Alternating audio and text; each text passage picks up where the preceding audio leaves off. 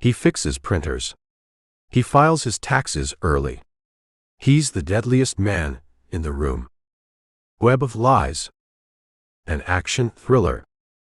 Chapter 1. Watch this. Webb heard the voices snicker and whisper from the perimeter of the cubicle farm. The acoustic ceiling tiles absorbed the hum of the hard drives, but they did nothing to dampen the predatory glee in the air. He tensed, preparing for the inevitable. It was 4:45 p.m. on a Friday. The ritual was late, but it was coming. "Hey, Webb." Kevin Webb swiveled in the office chair. It was a torture device of cheap plastic and polyester, the right armrest held together by silver duct tape that scraped his elbow every time he leaned back. He adjusted his glasses, thick plastic frames that slid down his nose with predictable regularity, and surveyed the speaker. "Hi, Brad," he said. His voice was low and even, a carefully constructed drone. It lacked the jagged edges of assertiveness. It was the voice of a man who filed his taxes on January 2nd and ironed his socks. It was the perfect camouflage. Brad Helmet stood 6 foot tall, a monument to protein shakes and bench presses. He wore his dress shirt unbuttoned at the collar, revealing a tan that cost more than Webb's car. He was the office alpha, a sales executive who viewed the IT department as a petting zoo for the socially awkward. "So Webb," Brad said. He perched on the corner of Webb's desk. The cheap particle board groaned under the weight of his ego. With a casual swipe of his hand, Brad knocked a stack of diagnostic reports onto the floor. Webb watched the papers drift down like dead leaves. He didn't move to catch them. "Oops," Brad grinned. His sycophants, a cluster of junior sales reps named Jerry and Trent, giggled from the aisle. "What did you do this weekend? Any wild parties?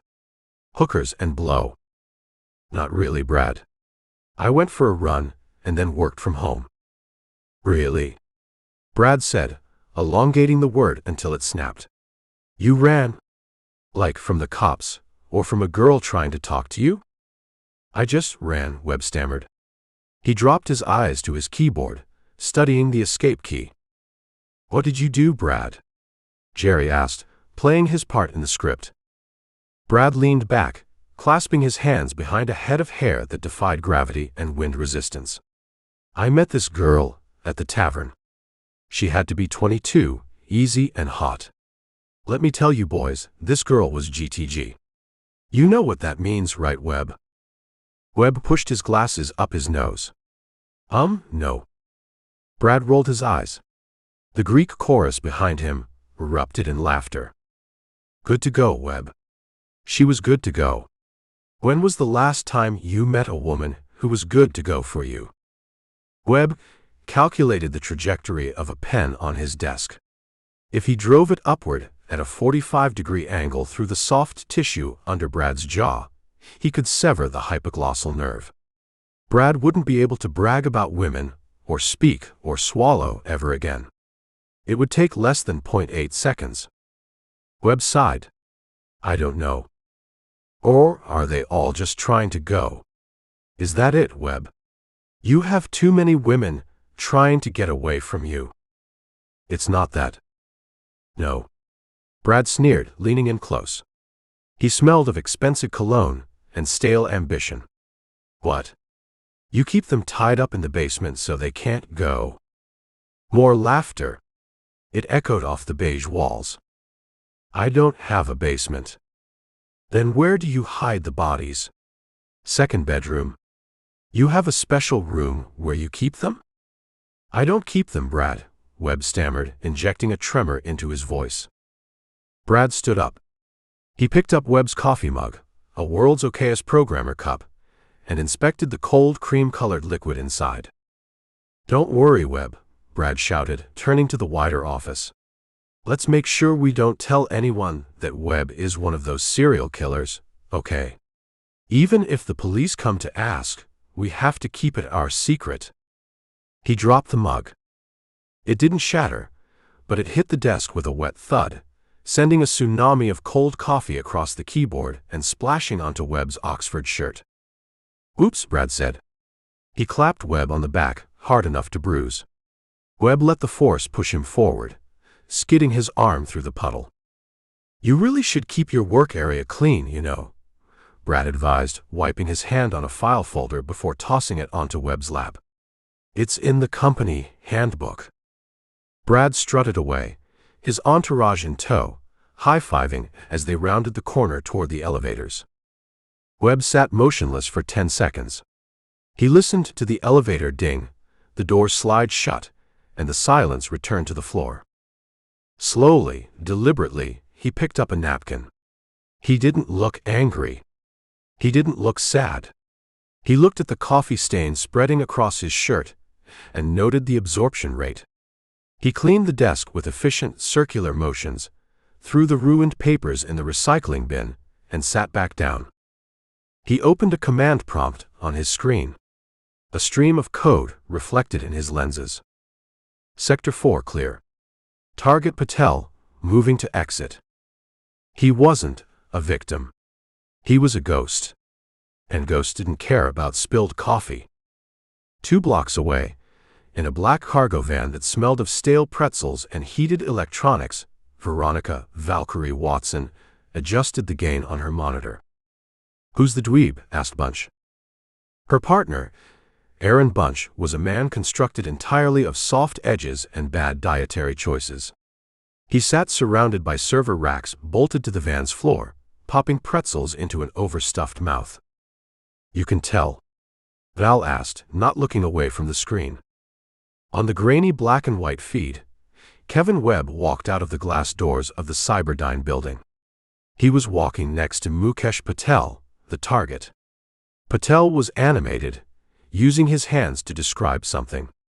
Webb was nodding, clutching a plastic grocery bag, looking like he wanted to dissolve into the pavement. "You heard of Gatter?" Bunch asked, spraying crumbs. "I've got Nerdar. Pick them up a mile away." Crunch. Crunch. Crunch. "Pot. Meat kettle," Val said. "I'm a dweeb with a license to kill," Bunch countered, wiping salt on his jeans. "That puts me on a whole new level. Besides, look at him. Clip-on tie. Who wears a clip-on tie after the age of 8? He's a non-entity." Val studied the man on the screen. He was walking with a slight slouch, his head down. Defensive posture. Submissive. Perfect for someone Patel would want to exploit. "He's no one of consequence," Val agreed. "But Patel is talking to him. Look at the body language. Patel is grooming him. Probably trying to get him to sign off on the level 5 diagnostics without reading the fine print," Bunch said. "Patel's been selling source code to the Chinese for months. He needs a patsy to take the fall when the breach is discovered." "And Webb is the patsy," Val murmured. On the screen, the 2 men stopped at the corner. Patel clapped Webb on the shoulder, the second man to do so in 20 minutes, and laughed. Webb offered a weak, thin smile, then turned left while Patel turned right toward the parking garage. "Target separation," Val said. "Who do we follow?" The small silver phone vibrated in a holder on Bunch's hip. He jumped, bobbling a pretzel, and touched the side of the Bluetooth headset embedded in his ear. "Go for Bunch." "Yeah." "Uh-huh." Bunch's face went slack. The chewing stopped. He looked at Val, his eyes widening behind his wire-rimmed glasses. "Understood," he said. He tapped the headset off. "What?" Val asked. "He wants us at the rendezvous. Now." "Matters?" Bunch nodded. "He wants a sitrep. In person." "Who's going to follow Patel?" "He didn't tell me. He just said to drop the surveillance and be there." Val frowned. "That breaks protocol. If we leave, Patel goes dark. He could be handing off the drive right now." "I don't sign the checks, Val. I just cash them and eat the pretzels." Bunch reached for the ignition. You're driving. You know I hate LA traffic. The fluorescent lights of the supermart were designed to induce a mild hypnotic state. They hummed at a frequency that made the produce look waxen and the customers look deceased. Kevin Webb pushed his cart down aisle 4. He stared at the selection of food on the shelves. Box after box of processed carbohydrates, screaming for attention with primary colors and exclamation points. Webb had a handbasket gripped in one fist. Inside sat 6 cans of water-packed tuna, a jar of peanut butter, creamy, no sugar added, and a box of thin wheat crackers. It was not the selection of a gourmand. It was fuel. It was calculated caloric intake, designed for maximum efficiency and minimum preparation time. Variation introduced variables. Variables led to mistakes. He was more concerned with the reflection in the glass door of the frozen pea section. A woman with flaming red hair had entered the aisle behind him. She was moving too fast for a casual shopper. Her eyes weren't scanning the shelves, they were scanning the environment. Webb didn't turn around. He picked up a bag of pasta. "You could go talk to her," he whispered to the noodles. The noodles didn't answer. They kept their secrets wrapped in cellophane. "What's the worst that could happen?" he asked his heart. His feet followed their own initiative, shuffling him toward the end of the row. He timed it perfectly. As she turned the corner, he accelerated just enough to create an intercept course. He bumped into her cart. A gentle collision, calculated to be non-threatening but unavoidable. "Excuse me," he said, deploying the smile, type B, shy apologetic. The woman stopped. She had gray eyes that assessed him in a microsecond. Threat level 0. "My fault," she said. Her voice was tight. She grinned, but her pert lips compressed into a thin line. She was stressed. Adrenaline dump. "They pull you in with the pasta," Webb said, motioning to the row of crinkled bags. "Just when I thought I was out, they pulled me back in." It was a terrible line. A dad joke, delivered by a man wearing a coffee-stained shirt. She shrugged, giving him a look that hovered somewhere between pity and annoyance. "Right." She pushed her cart past him. She didn't look at the food. She didn't look at the sale signs. She was moving with a tactical destination in mind. Webb watched her go. He noted her gait, athletic weight on the balls of her feet. She was carrying a handbag that was heavy on the right side. Concealed carry. She turned left at the end of the aisle. Webb turned left as well, keeping 2 displays of organic granola between them. He wasn't following her to chat. He was clearing his 6. He made it to the register. The clerk, a teenager with a name tag that read Skylar, scanned the tuna cans with rhythmic apathy. "Paper or plastic?" Skylar asked. "Plastic," Webb said. "Double bag the tuna." He paid cash. He always paid cash. As he walked out into the parking lot, the evening air was thick with smog and the distant roar of the 405. He walked to his car, a sensible beige sedan that blended into the asphalt like a chameleon on a rock. He unlocked the door and paused. The red-haired woman was getting into a black SUV 3 rows over. The engine roared to life with a throaty growl that suggested modification. Webb got into his car and started the engine. The gas gauge dinged. Empty. "Perfect," he muttered. He checked his rearview mirror. The SUV pulled out, turning right. Webb turned left. He was safe. For now. But the itch between his shoulder blades, the one that had kept him alive in Kandahar and Kiev, was back. He pointed his sedan toward a gas station. He needed fuel. And then, he needed to find out why a woman with a gun in her purse was shopping for pasta she didn't intend to eat. In the back of a black Suburban parked 3 miles away, Mike Matters stared at a secure phone. "This concerns me," he said in a low voice. The voice on the other end was distorted, digital gravel. "Has the package been secured?" "We're working on the timeline," Matters said. He looked at his watch. His reflection in the darkened window showed a man who had excised joy from his life with a scalpel. He wore mirrored aviator sunglasses, even inside the darkened car. "I think we should all be concerned," the voice said. "The timeline has accelerated. The Pakistani buyer is getting nervous. And the programmer—" "Webb," Matters scoffed. "He's a drone. A non-factor. He's doing exactly what Patel tells him to do. Tie up the loose ends, Matters. All of them. Start with the surveillance team. If they saw the handoff, they're a liability." "They're my team," Matters said. There was no sentiment in the statement, just a fact. "Then it should be easy." The line went dead. Matters lowered the phone. He looked at the driver, a massive man named Rakan, who was cleaning a Glock 19 with the tenderness of a mother bathing a child. "We have a rendezvous," Matters said. "Get the cleanup crew ready." "Who are we cleaning?" Rakan asked, sliding the slide back into place with a metallic clack.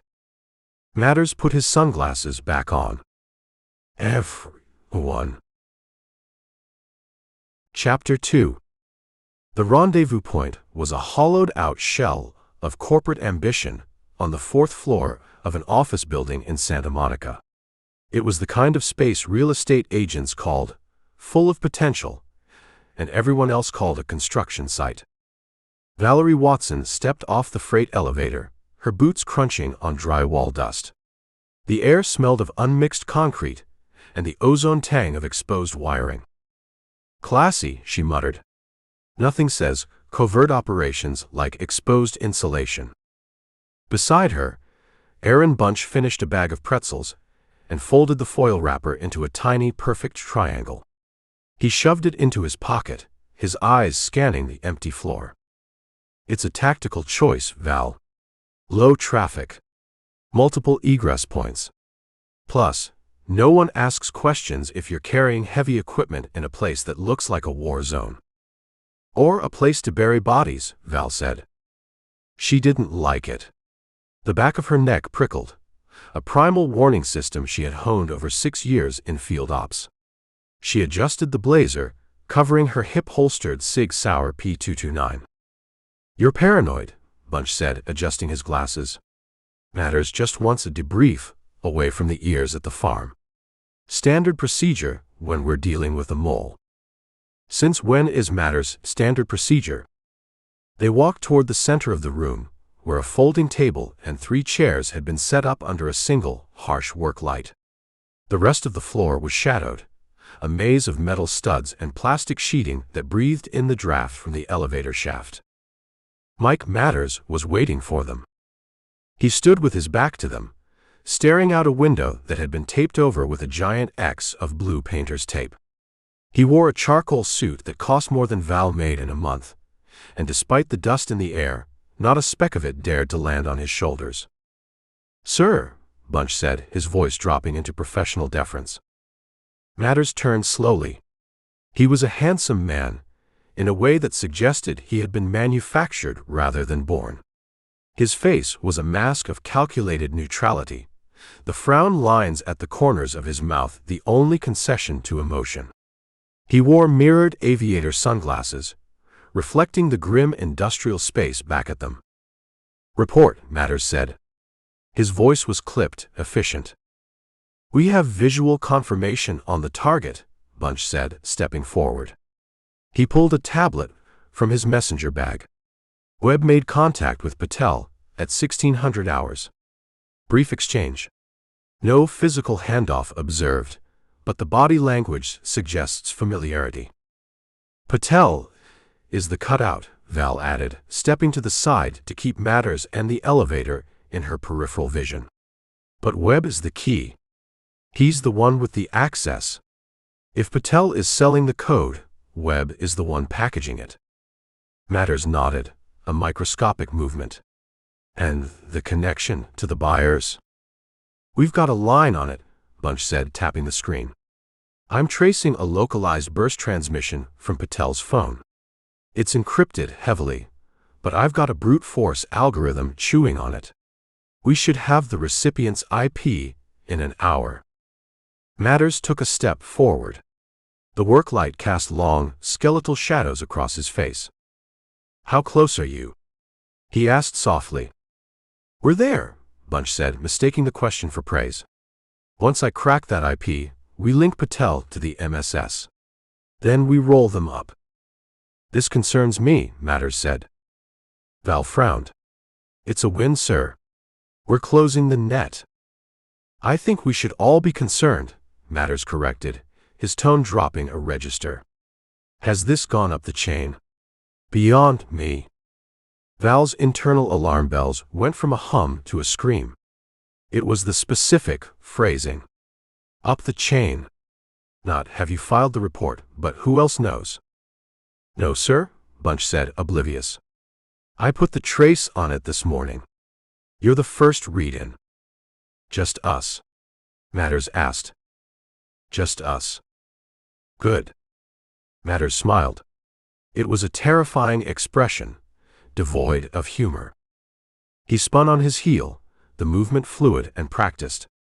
His hand blurred under his jacket and emerged with a suppressed H&K USP. Phut. The sound was a wet cough. Bunch's head snapped back. A red mist sprayed the clear plastic sheeting behind him. He didn't scream. He didn't stumble. He simply collapsed, his legs folding under him like wet cardboard, the tablet clattering to the concrete floor. Bunch! Val screamed. She reacted on pure instinct. Her brain bypassed the shock and went straight to survival. She dropped into a crouch, her hands sweeping back her blazer and gripping the cig. Matters was faster. He had anticipated her move. He swung the gun toward her, the suppressor a black hole aimed at her forehead. Val threw herself to the left, kicking the folding table over as she moved. Phut. Phut. 2 rounds punched through the thin plastic of the table. A third hissed past her ear, hot and angry. Searing pain ripped through her temple. She hit the concrete hard, rolling behind a stack of drywall. Blood poured into her left eye, blinding her on one side. She swiped at it, her hand coming away slick and red. A graze. Inches from a lobotomy. You're sloppy, Val, Matters called out. His voice was calm, conversational. You let yourself get attached to the team. You stopped looking for the angles. Val scrambled backward, her boots slipping on the dust. She raised her weapon, firing blindly over the stack of drywall. Bang! Bang! The unsuppressed shots were deafening in the enclosed space. Suppressive fire? Matters laughed. There's nowhere to go, Val. The elevator is locked out. The stairwell is covered. She heard movement to her right.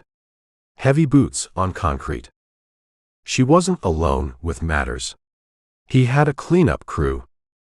Val peeked around the dry wall. A shadow moved behind a pillar, a tall, thin man carrying a submachine gun. Another shape, massive and bulky, blocked the exit to the stairwell. She was boxed in. Give it up, Valerie, Matters said. Make it clean. Professional courtesy. Go to hell, she shouted. She fired 2 more rounds at the pillar, chipping the concrete, and scrambled toward the exterior wall. The windows. They were floor-to-ceiling panes of commercial glass, overlooking the alleyway. 4 stories down. It was suicide. Staying here was an execution. Window, the thin man yelled. A line of automatic fire ripped into the concrete floor, chasing her heels. Dust and stone chips exploded into her face, stinging like angry hornets. Val didn't hesitate. She didn't slow down to check the latch or look for a soft landing. She sprinted, head down, driving her legs with everything she had left. Stop her! Matters roared. Val tucked her chin, brought her arms up to shield her face, and launched herself into the air. She hit the glass at full speed. For a fraction of a second, the glass held, bowing outward with a groan of resistance. Then, physics took over. Crash. The world shattered into a million diamonds. Val fell into the cool night air, surrounded by a cascade of glittering shards. Gravity grabbed her stomach and yanked. She flailed, trying to orient herself. The alleyway rushed up to meet her, dumpsters, wet pavement, trash bags. She saw a fire escape railing 1 floor down. She reached out, her fingers hooking the cold iron. Snap. Her grip failed, the metal tearing the skin from her palms, but it broke her momentum. She spun, slamming hip first into a pile of cardboard boxes stacked against the brick wall. The impact knocked the wind out of her. She rolled, hitting the pavement with a bone-jarring thud. She lay there for a second, staring up at the square of light 4 stories above. Shards of glass rained down around her, tinkling like wind chimes. "Move," she hissed to herself. "Move or die." She forced her body to obey. Pain flared in her hip, her head, her hands. She rolled onto her knees, gasping for air that tasted of garbage and fear. Above her, a silhouette appeared in the broken window. Matters. He raised his weapon. Val scrambled to her feet, ignoring the screaming protest of her muscles. She dove behind a dumpster, just as bullets sparked off the pavement where she had been lying.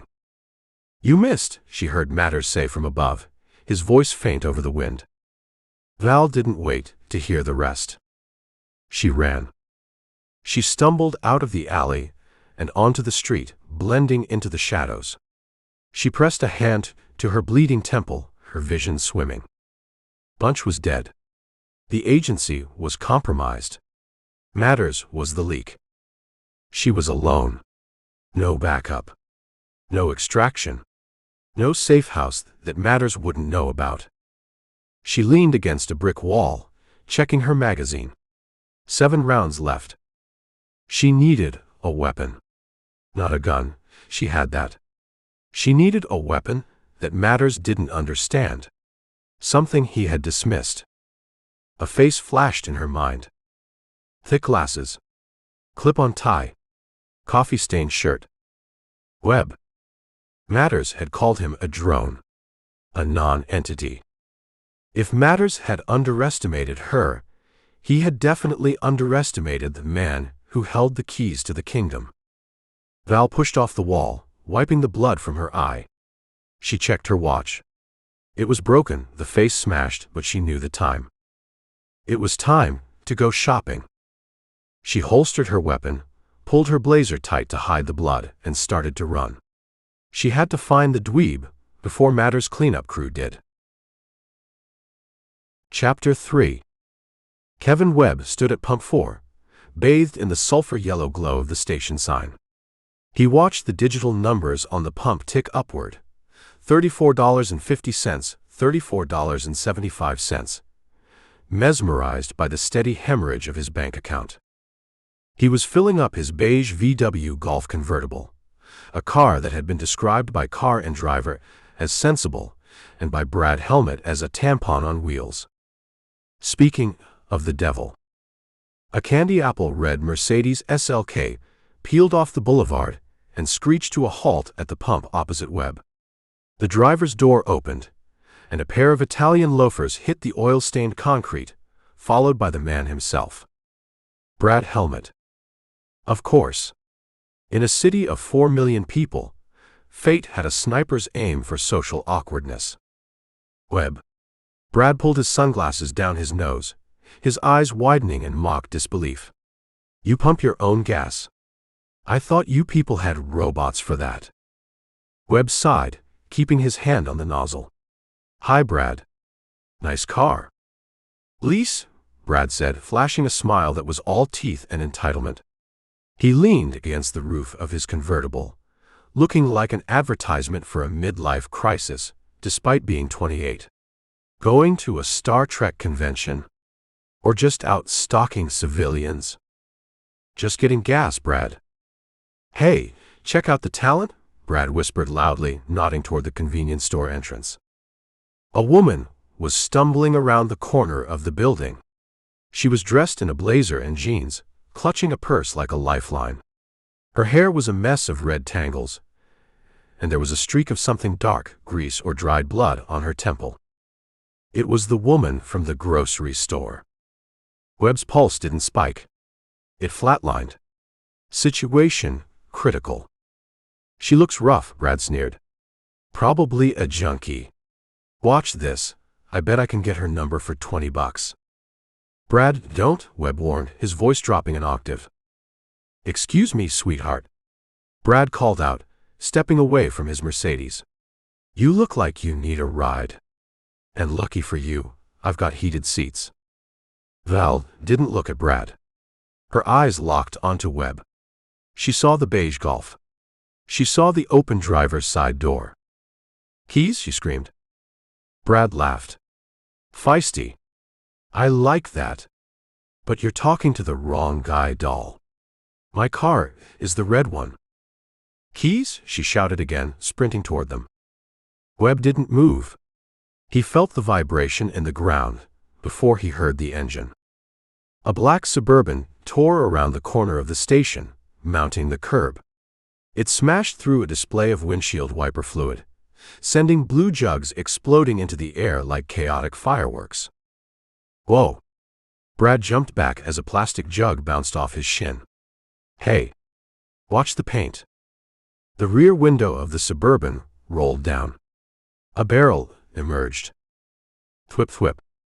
Chunks of asphalt exploded near Val's feet. Get down! Webb yelled. He dropped the gas nozzle. It hit the ground, spewing fuel across his shoes. Val didn't dive. She tackled. She hit Webb at full speed, slamming him into the side of the Golf. The impact knocked the wind out of him, but she didn't stop.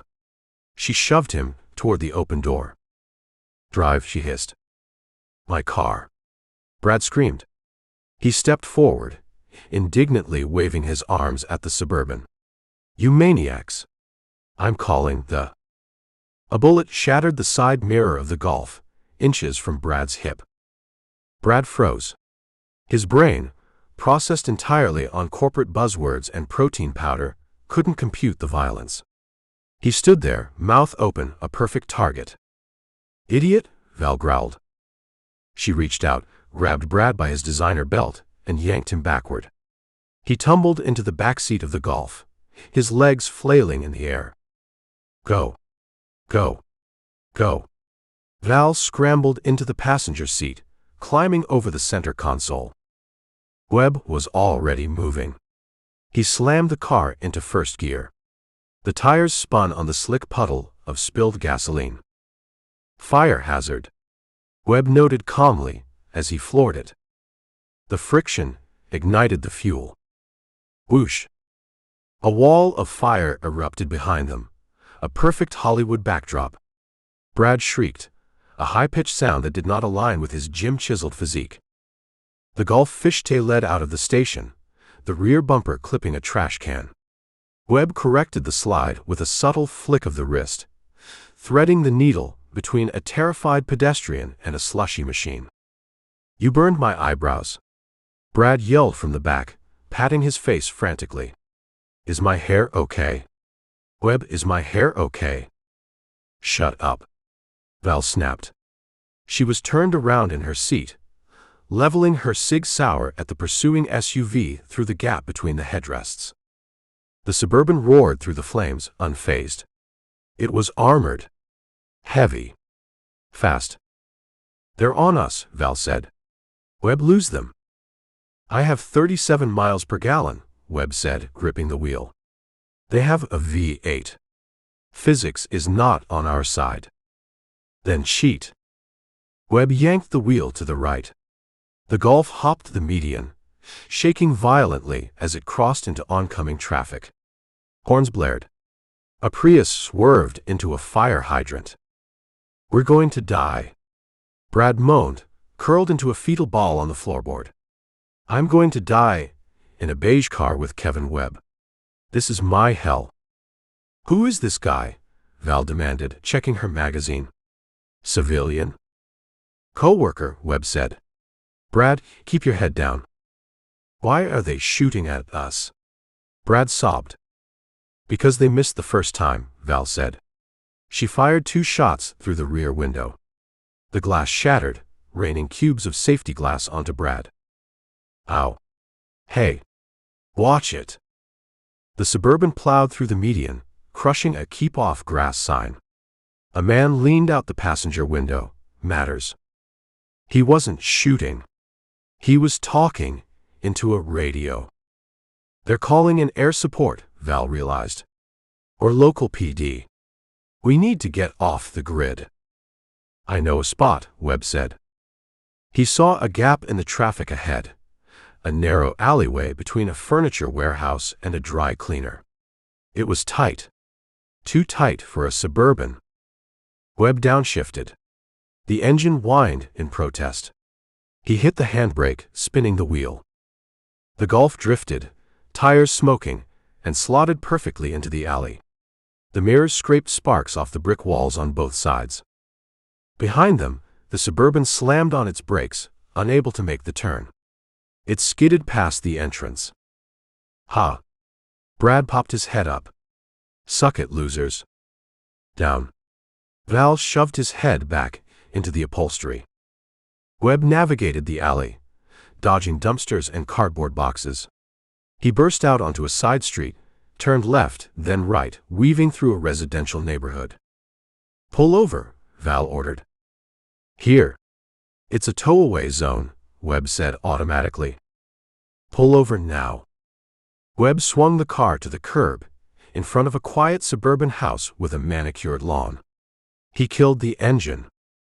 Silence descended, heavy and ringing. Okay, Val said, breathing hard. She turned the gun toward the back seat. Who are you? Brad put his hands up. Brad Helmet. Vice President of Sales. Associate Vice President. Look, take my wallet. Just don't kill the face. He's nobody, Webb said, adjusting his glasses. He was just at the gas station. He's a liability, Val said, her eyes cold. They saw him. They saw him get in the car. He's part of the package now. Package? Brad's voice cracked. I'm not a package. I'm a person. I have a spin class at 6. Not anymore, Val said. You're a fugitive. Brad looked at Webb. Webb, tell her. Tell her I'm cool. We're work buddies, right? I call you names, you take it. It's our dynamic. He's telling the truth, Webb said to Val.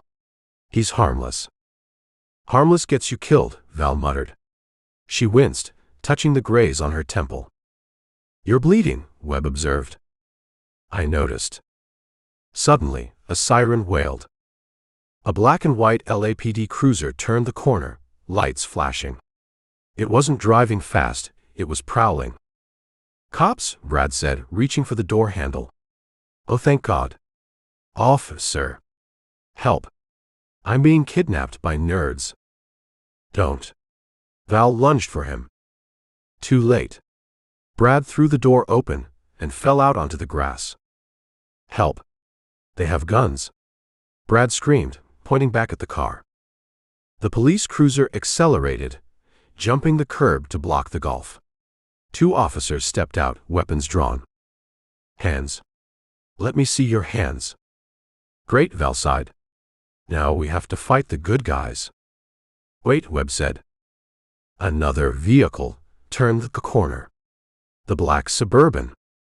It didn't slow down for the cops. It didn't stop. It accelerated. Watch out. Webb yelled. The Suburban rammed the police cruiser, spinning at 180 degrees. Metal screamed. The cops scrambled, diving for cover. The Suburban's doors flew open. 3 men in tactical gear poured out. They weren't holding badges, they were holding MP5s. One of them, a man with a face like a clenched fist, raised a weapon toward the cops. Phut phut. The first officer dropped. Holy! Brad scrambled backward on his hands and feet, crab-walking across the lawn. The second officer returned fire, his shots pinging uselessly off the Suburban's armored door. He was cut down a second later. They killed the cops, Brad whispered, his face white. Webb, they killed the cops. Get out of the car, Val ordered Webb. We're sitting ducks. They bailed out the passenger side, crouching behind the engine block. The tactical team was advancing. They moved with military precision, ignoring Brad, focusing their fire on the beige convertible. Bullets chewed up the hood of the Golf. The windshield disintegrated. I just paid this off, Webb mourned softly. We need cover fire, Val said.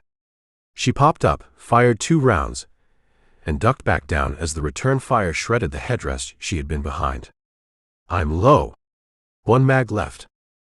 Webb looked around. He was crouching in a flower bed. Petunias and decorative rocks. Rocks. He saw a smooth gray river stone. It was heavy, dense, roughly the size of a baseball. His hand closed around it. One of the gunmen, Hunt, the man who had shot the cop, was flanking them.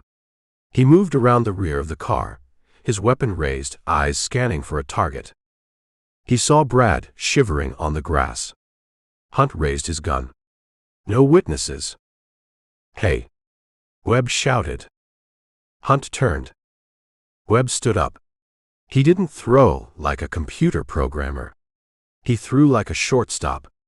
The motion was fluid, a whip crack of kinetic energy, transferring from his core to his shoulder to his wrist. The rock sailed through the air. It struck Hunt directly in the center of the forehead with a sickening thwack. Hunt's eyes rolled back.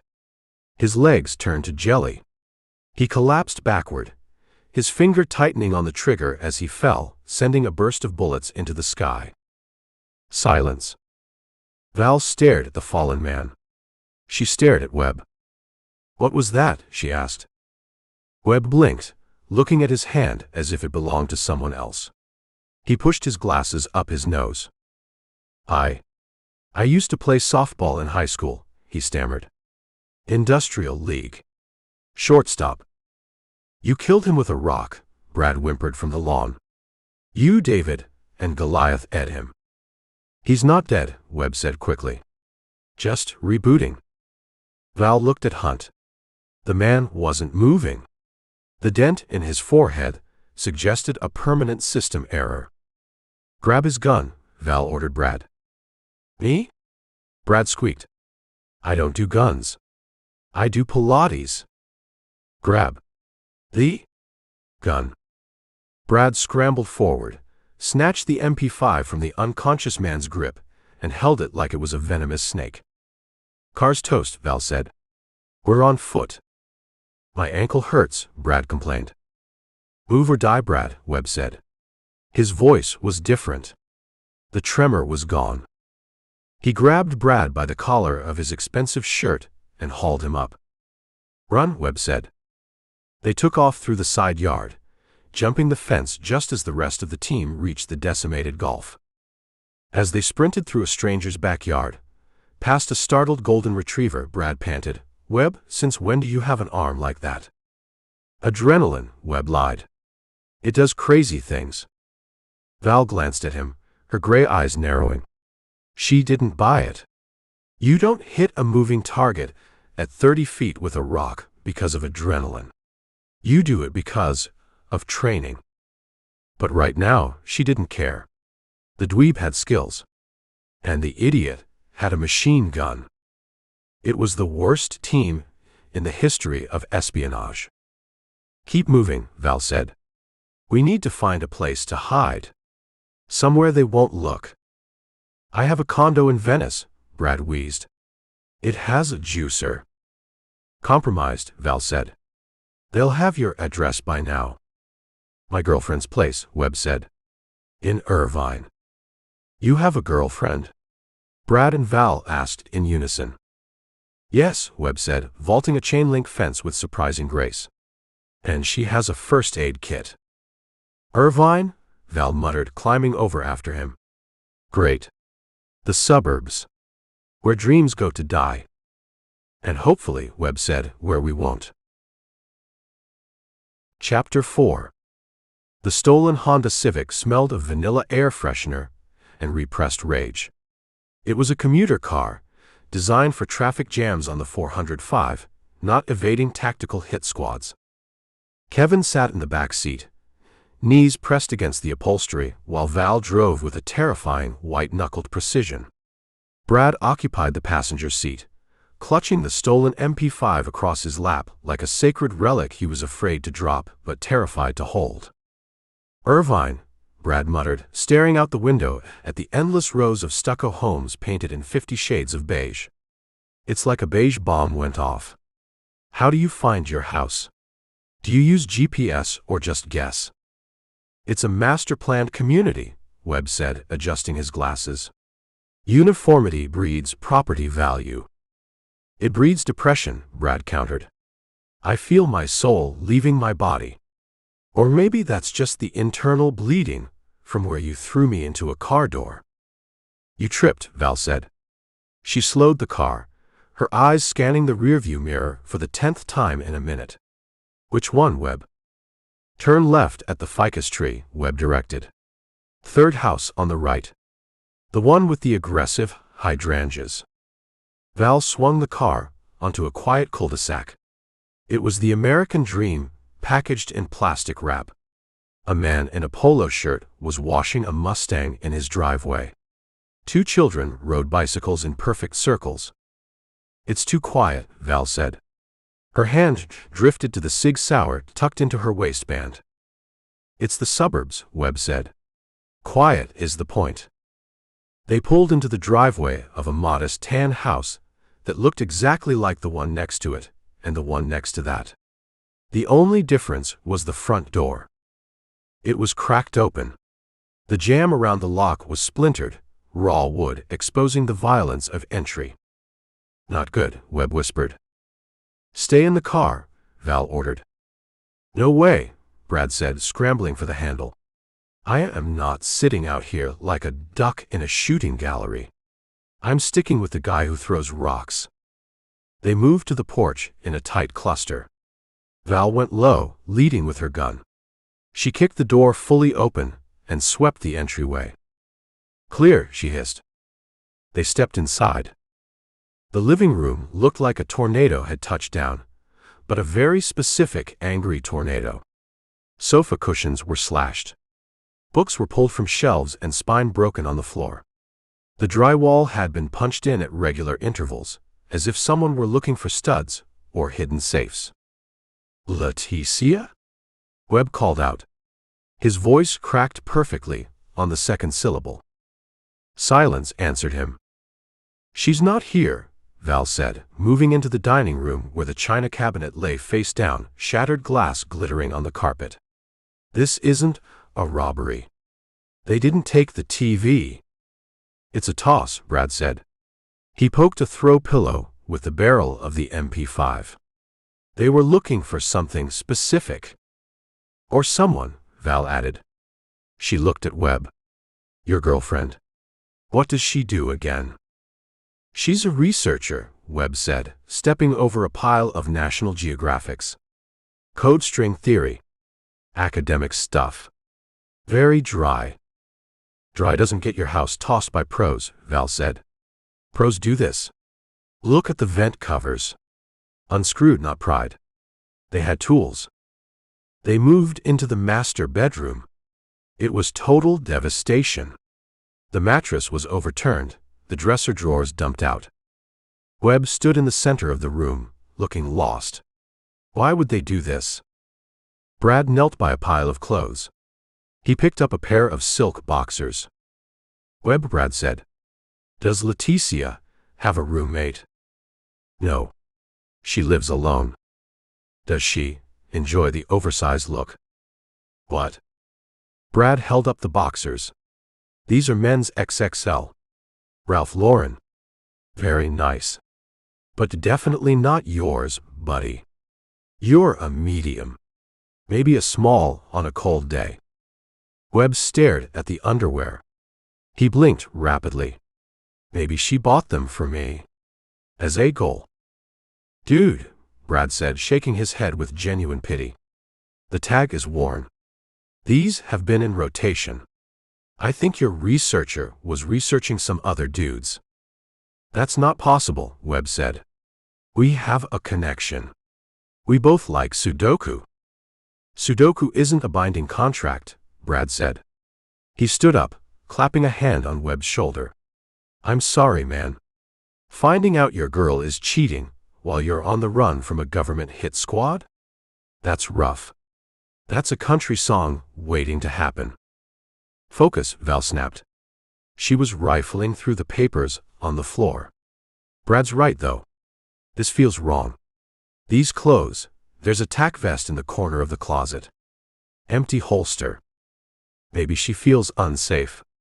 Webb suggested weakly.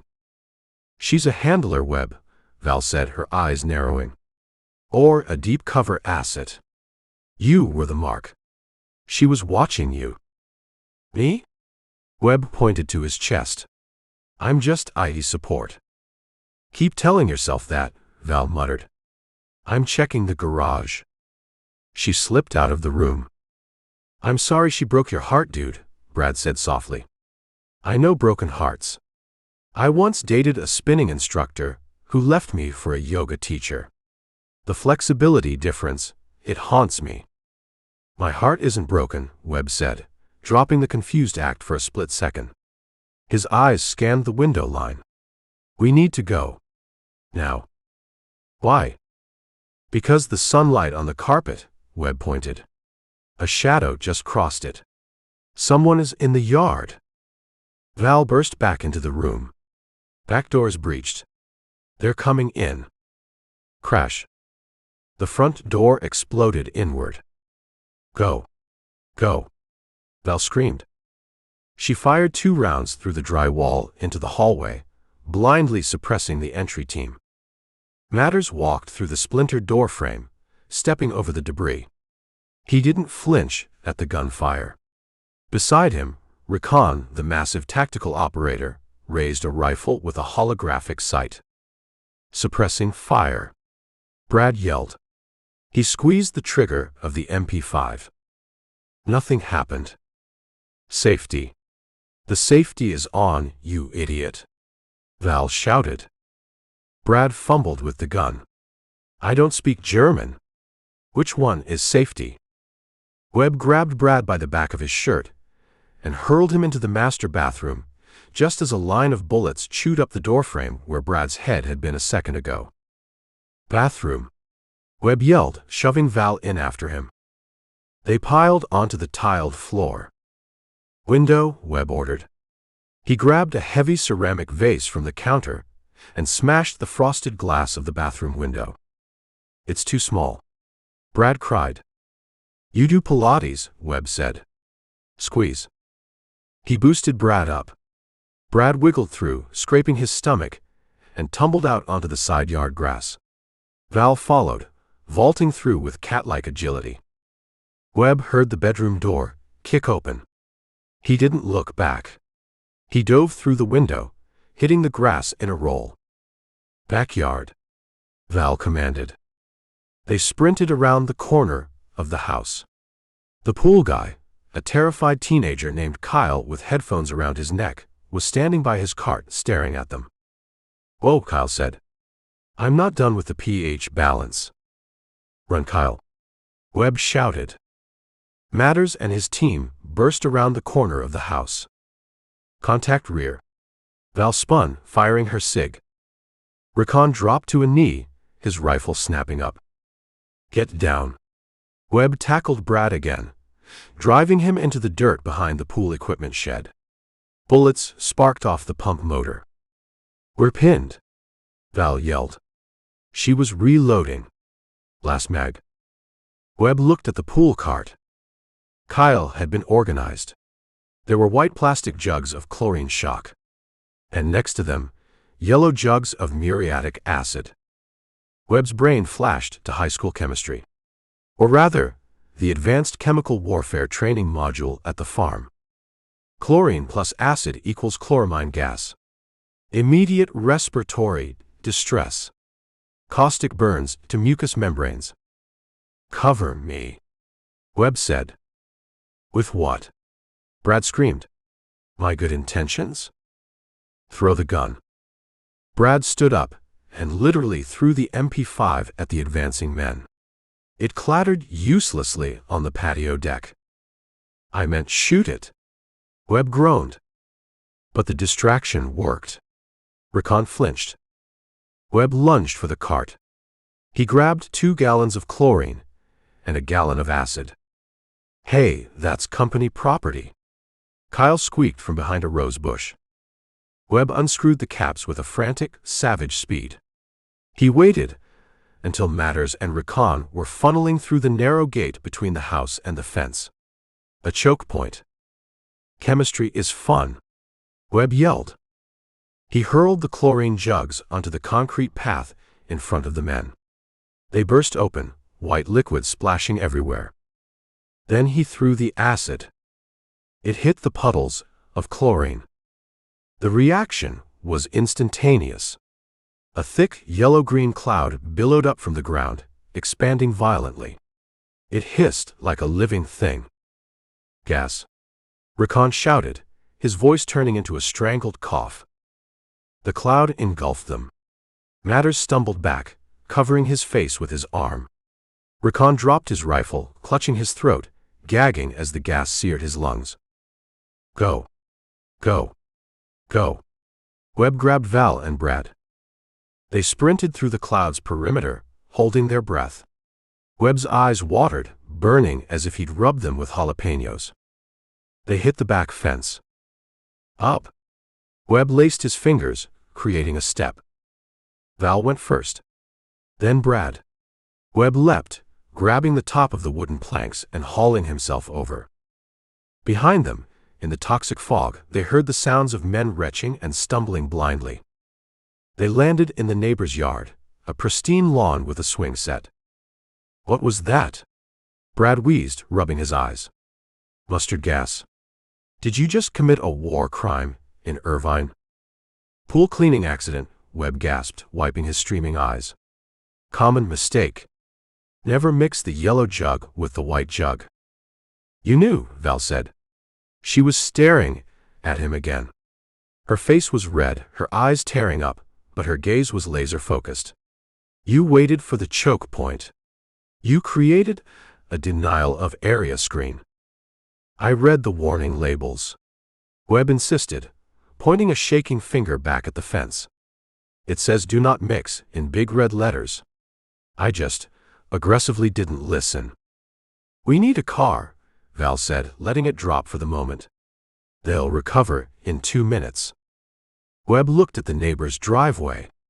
An older sedan sat there. A Toyota Camry. The universal car of anonymity. I can hotwire it, Val said, moving toward it. Keys are on the tire, Webb said. How do you know? Because it's a Camry in Irvine, Webb said. And the surfer decal on the back window suggests a relaxed attitude toward security. Brad reached into the wheel well of the rear tire. He pulled out a magnetic hide-a-key box. You're a wizard, Brad whispered. A terrifying, rock-throwing, chemical-mixing wizard. Drive, Webb said, shoving them toward the car. And Brad, don't touch the radio. I have a headache. As they peeled out of the driveway, leaving the cloud of homemade chemical weapons drifting over the hydrangeas, Webb looked back. Letitia's house was compromised. His cover was compromised. And he was pretty sure he owed Kyle the pool guy a generous tip. Chapter 5. The stolen Camry vibrated at speeds over 65 miles per hour, a shimmy in the steering wheel that suggested a loose tie rod and a dark future. Kevin Webb guided the beige sedan into the sprawling parking structure of Union Station. The concrete cavern echoed with the sound of slamming doors and rolling luggage. We're ditching it here, Brad asked, peeling himself off the backseat upholstery. He was still clutching the first aid kit like a teddy bear. It's a perfectly good Camry. It has a tape deck. It's a beacon, Webb said. He wiped the steering wheel and gear shift with his sleeve, scrubbing away fingerprints. The owner has reported it by now. The plates are hot. We have 3 minutes before the license plate readers at the entrance flag us. You know a lot about police response times for an IT guy, Val noted. She was checking her cig, sliding it back into her waistband under her blazer. I watch a lot of procedural dramas, Webb said. Keys. Brad handed over the magnetic key box. Webb tossed it onto the dashboard. Let's go. Walk with purpose, but don't run. Running attracts predators. They blended into the flow of commuters heading toward the main terminal. The station was a cathedral of movement. Businessmen in suits, tourists in shorts, students with backpacks. It was the perfect ocean for a fish to disappear in. Where are we going? Val whispered, matching his stride. We have no assets. No cash. No IDs that won't trigger an alarm. We have resources, Webb said. He led them past the ticket counters and toward a row of vintage storage lockers near the janitorial closets. Most were rusted shut or zip-tied by security, relics of a pre-9/11 world.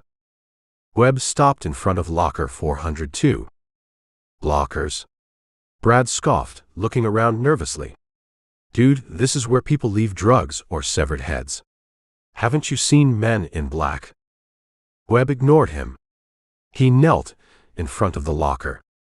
It was secured with a heavy-duty combination padlock, not the standard-issue key cylinder. Cover me, Webb said. Val stepped in front of him, blocking the sightline of a passing security guard. You have the combination? Something like that. Webb didn't spin the dial. He pulled a thin shim from his wallet, a piece of metal that looked like a collar stay, and slid it into the shackle. He twisted. Click. The lock popped open. Whoa, Brad whispered. Did you just MacGyver that? Webb opened the metal door. Inside sat a dusty, nondescript black backpack.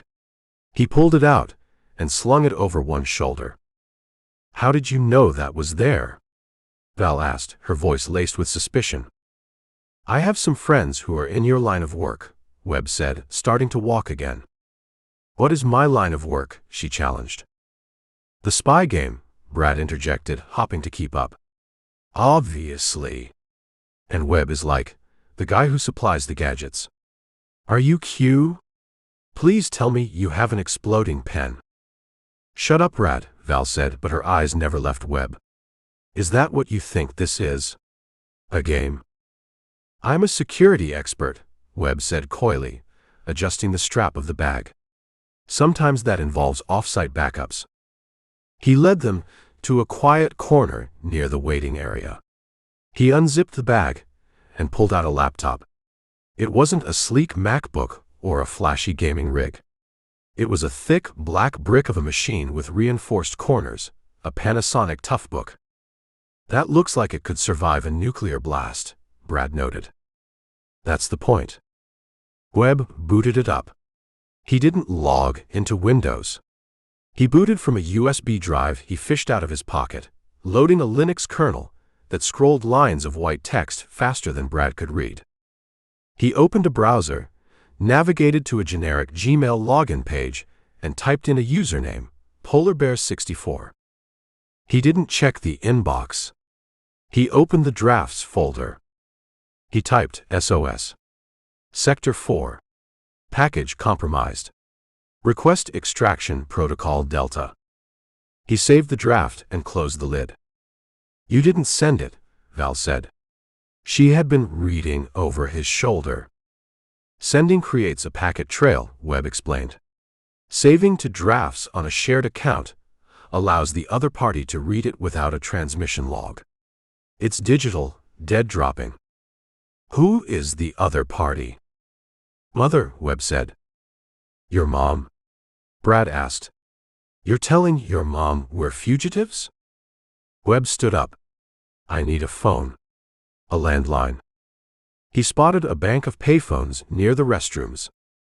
We're lucky they still have these, Webb muttered, picking up the receiver. Cell phones have turned these things into dinosaurs. He dropped 2 quarters in and dialed a number from memory. He waited. Hi, Mother, Webb said into the mouthpiece. His voice shifted, becoming younger, almost deferential. I wanted to ask what we were having for dinner. Uh-huh. Okay. Call me back. He hung up. That was it. Val asked. Dinner plans? It's a callback code, Webb said. He waited. 10 seconds. 20. The phone rang. Webb snatched it up. Go. East through Tempe. Okay. Understood. He hung up and turned to the departure board, scanning the flickering amber text.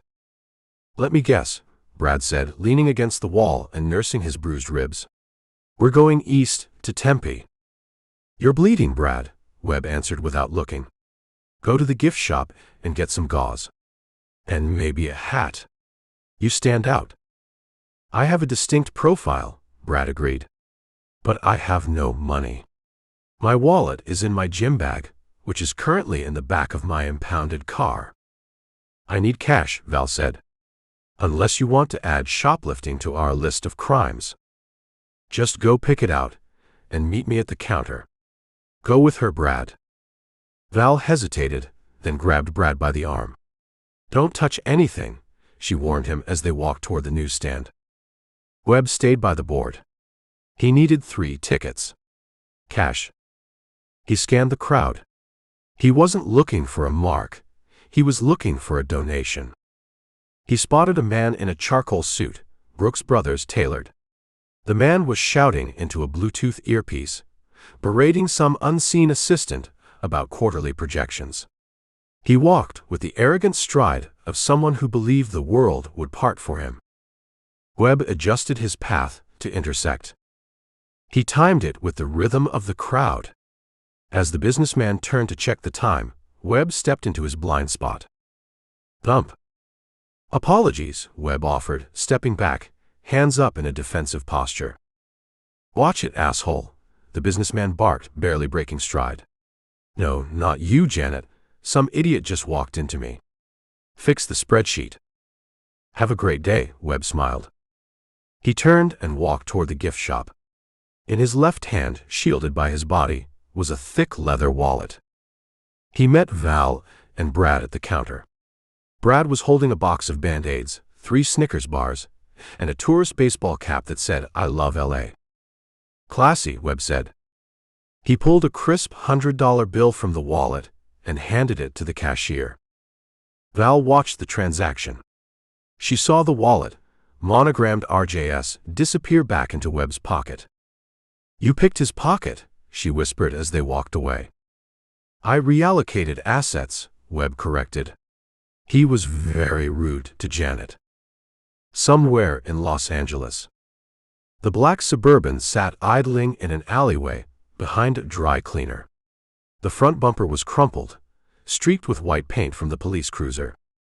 Mike Matters stood outside the vehicle, staring at a tablet screen.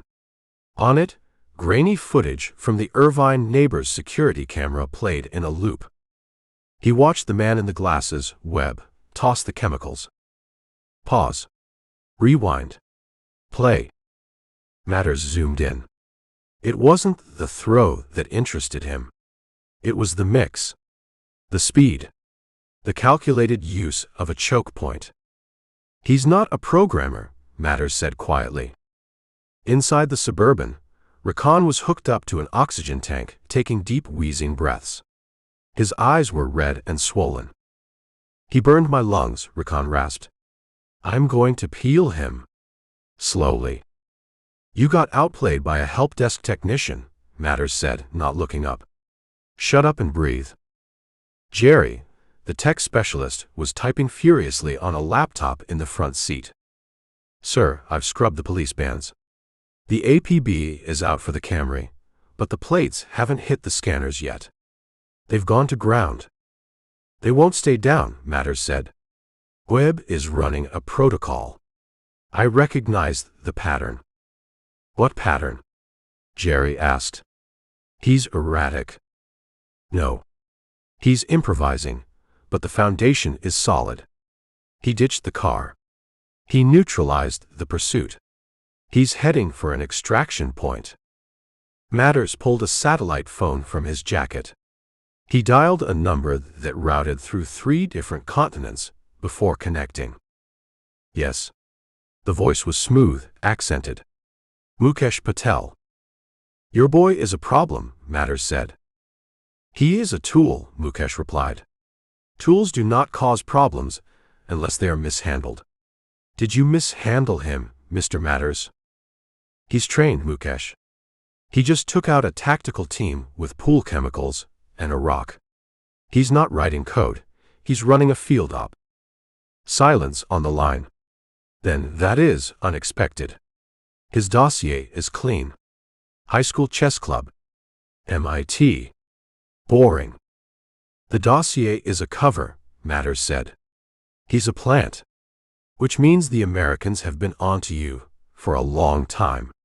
They put him close to you to watch. Then the timeline is gone, Mukesh said, his voice tightening. The buyers are arriving in 12 hours.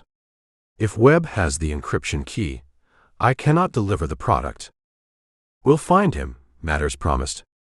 Where would a trained operator go if he was burned in L.A.? East, Mukesh said. To the desert. That is where they do their testing. Where they feel safe. Matters smiled. It was a cold, sharp expression. East, he repeated. Get the chopper ready, Jerry. We're going hunting. He hung up the phone and looked at the paused image of Kevin Webb on the screen. Who are you really, Snowman? Matters whispered. And how do you melt? Chapter 6.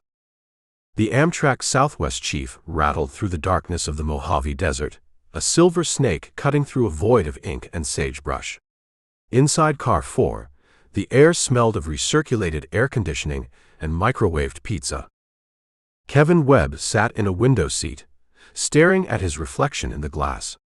The desert outside was invisible, just a black canvas for his own face, the thick glasses, the unremarkable haircut, the worry lines that he carefully cultivated. Next to him, Brad Helmet was trying to perform surgery on himself with a Snickers bar wrapper and a box of generic bandages. I think it's infected, Brad whispered loudly. He peeled back the blood-soaked gauze on his shoulder. It's throbbing. Is it supposed to throb? Webb, check my vitals. It's a graze, Brad, Webb said without turning away from the window. You'll live. Unless you keep touching it with dirty fingers. Then you'll get gangrene, and we'll have to amputate with a plastic knife from the dining car. Brad pulled his hand away, as if the wound were hot. You're twisted, you know that. For a guy who fixes printers, you have a very dark soul. Across the aisle, Val sat facing them. She hadn't relaxed since they boarded in Los Angeles. Her blazer was buttoned to hide the cig, but her hand rested near her waist, twitching with every lurch of the train. She wasn't watching the door. She was watching Webb. You're good at this, she said. It wasn't a compliment. Webb adjusted his glasses. Good at what? Sitting. I have a sedentary job. I've trained for this my whole life. Deflecting, Val said. She leaned forward, her gray eyes drilling into him. The chemical mix in Irvine. The pickpocketing at Union Station. The way you cleared the room when we entered your girlfriend's house. You checked the corners, Webb. Civilians don't check corners. They look at the furniture. I play a lot of Call of Duty, Webb offered. Bullshit. Brad looked between them, chewing on a Snickers bar. She's got you there, buddy. You did move like a ninja. A nerdy beige ninja. Adrenaline is a powerful drug, Webb said, repeating his lie from the garden.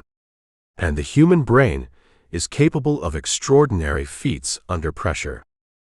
You speak Russian, Val said suddenly. Webb didn't blink. No, I don't. When we boarded, Val pressed. The conductor dropped his scanner. You muttered something. Ostorozno. Careful. Webb felt a cold spike in his gut. A slip. A tiny microscopic crack in the mask. I said, oh no, Webb lied smoothly. Maybe I mumbled. I have a deviated septum. Val sat back, crossing her arms. She didn't buy it. She was building a file on him in her head, adding up the anomalies. The math wasn't working out to IT support. Tickets, folks. The conductor, a heavy-set man with a weary mustache, lumbered down the aisle. He punched the tickets Webb handed him, purchased with the businessman's cash, and frowned. You folks going all the way to Tempe? Visiting family, Webb said, smiling the harmless smile. Right. Well, keep it down. We've got a quiet car tonight. And sir, he pointed at Brad, put a shirt on over that bandage.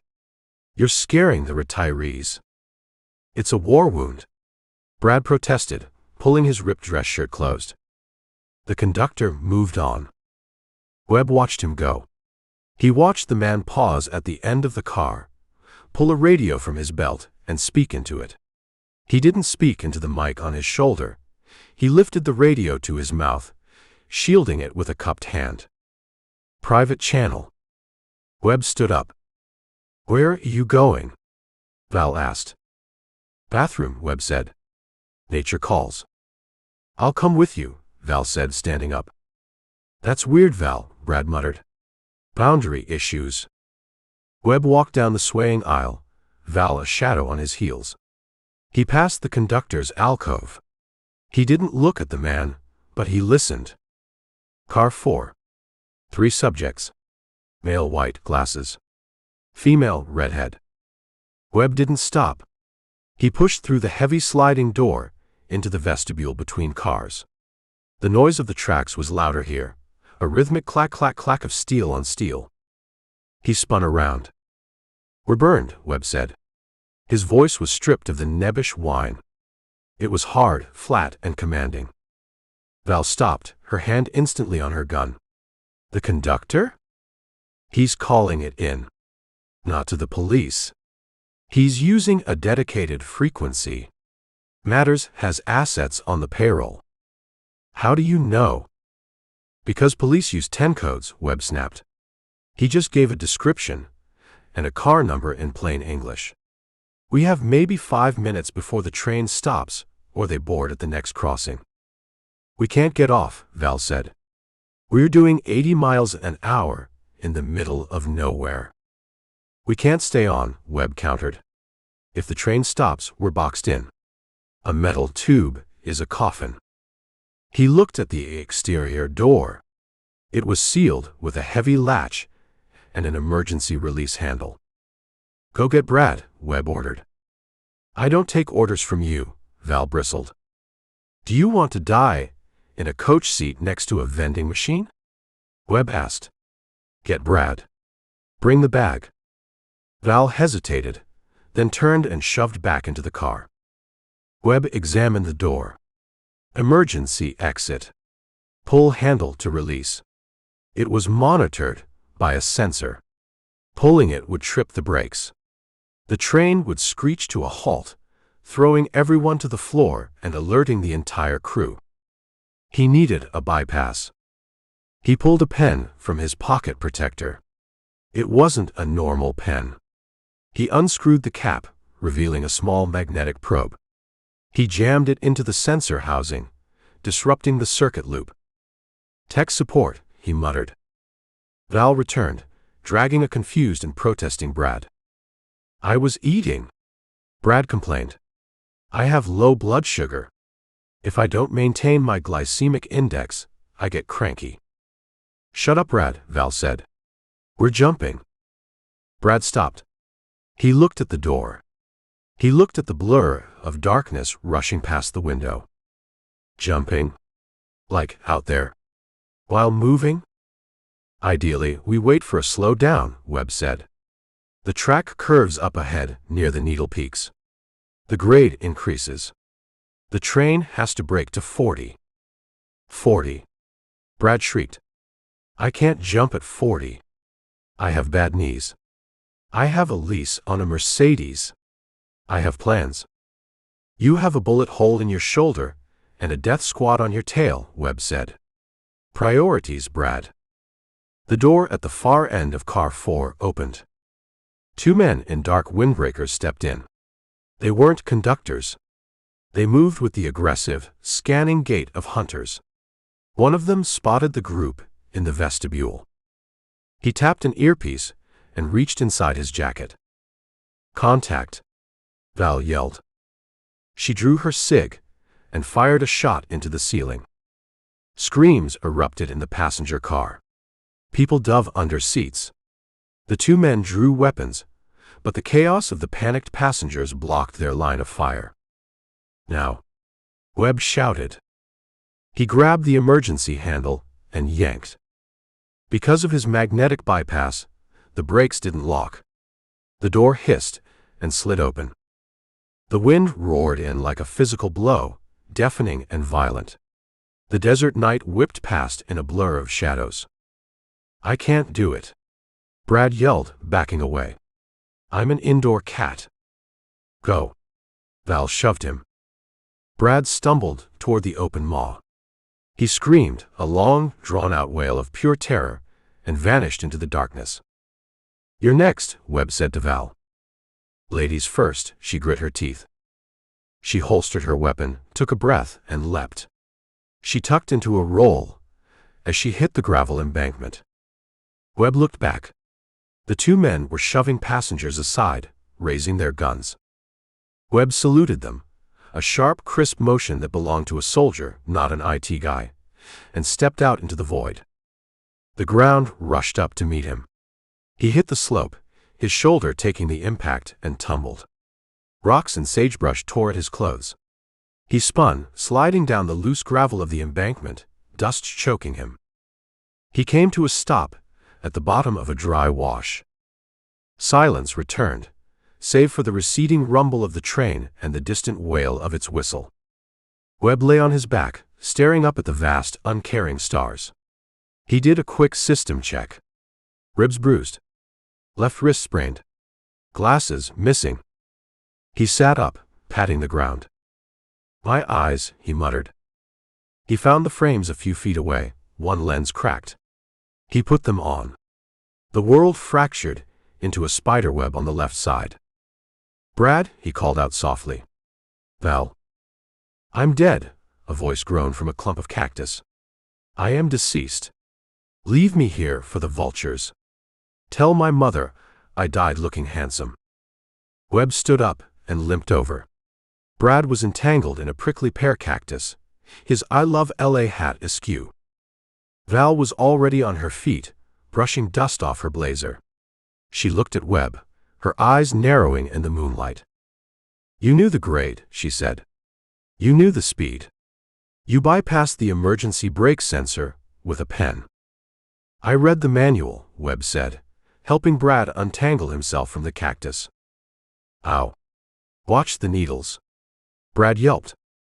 We need to move, Webb said, ignoring Val's scrutiny. They'll radio the coordinates. Matters will have a team here within the hour. Where are we? Brad asked, pulling a thorn out of his expensive loafer. Webb looked at the horizon. The silhouette of jagged peaks cut into the starry sky. The middle of nowhere, Webb said. Perfect. Perfect for what? Val asked. Dying of exposure? Perfect for meeting a friend, Webb said. He adjusted his backpack. Walk. We have 5 miles to the rendezvous. 5 miles? Brad whimpered. In loafers. Can't we just call an Uber? Start walking, Brad, Webb said, turning east. Or stay here and explain the cactus to the men with the guns. Brad sighed, a sound of deep existential despair, and limped after them into the dark. Chapter 7. The Mojave Desert at 3 a.m. was not a place of serene natural beauty. It was a hostile, jagged landscape designed by a god who hated ankles. "My loafers," Brad moaned. It was a low, keening sound that he had been emitting for the last 40 minutes. "These are Italian leather. Hand-stitched. Now they look like jerky. I'm walking on beef jerky, Webb." Kevin Webb ignored him. He was navigating by the stars, specifically the position of Cassiopeia relative to a jagged ridgeline that looked like a broken jaw. "Quiet," Val hissed. She was walking 10 paces behind them, walking backward half the time to check their 6. "Sound carries out here." "Let it carry," Brad shouted, though his voice cracked with dehydration. "Maybe a coyote will come eat me. At least then I can stop walking." "If a coyote eats you," Webb said, adjusting the strap of his backpack, "it will probably get indigestion from all the hair product." "It's a texturizing paste," Brad muttered. "And it's organic." They crested a rise. Below them, a flat pan of hard-packed earth stretched out, illuminated by the ghostly wash of the moon.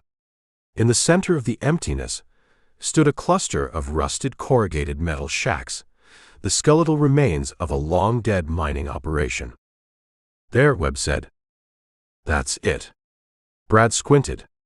"That looks like where horror movies start. That looks like where hillbillies harvest organs." "It's the coordinates," Webb said. He checked his watch, a cheap Casio that had replaced the one he lost on the train. "We're 11 minutes late." "We jumped off a moving train," Val said, moving up beside him. "Excuse our tardiness." "Who are we meeting, Webb?" "A consultant," Webb said. "Is he a spy too?" Brad asked. "Does he have a secret lair? Because that looks like a tetanus lair." "Stay close," Webb ordered.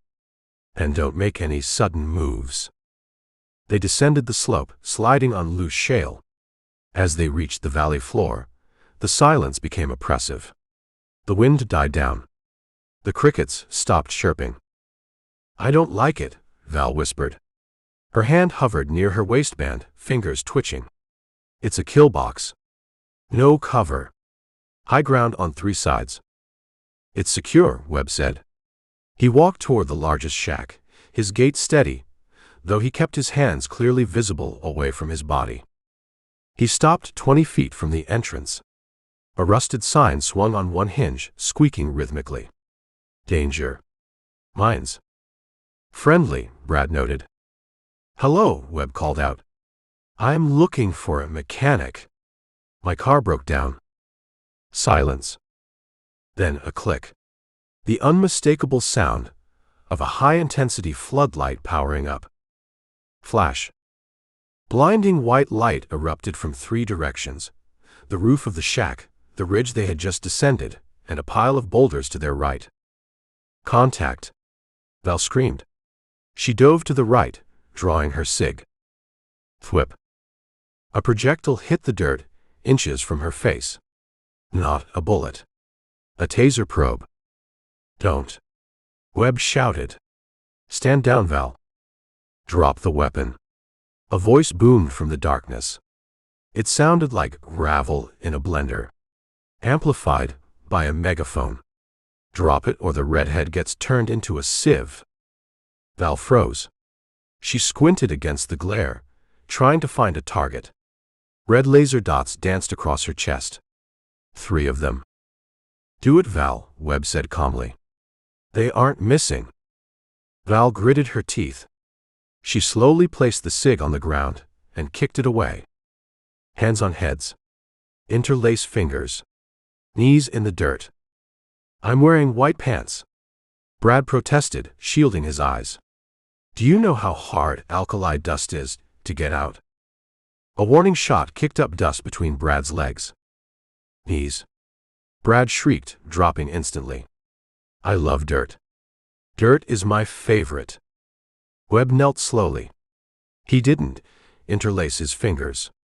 He kept his palms open, facing the primary light source.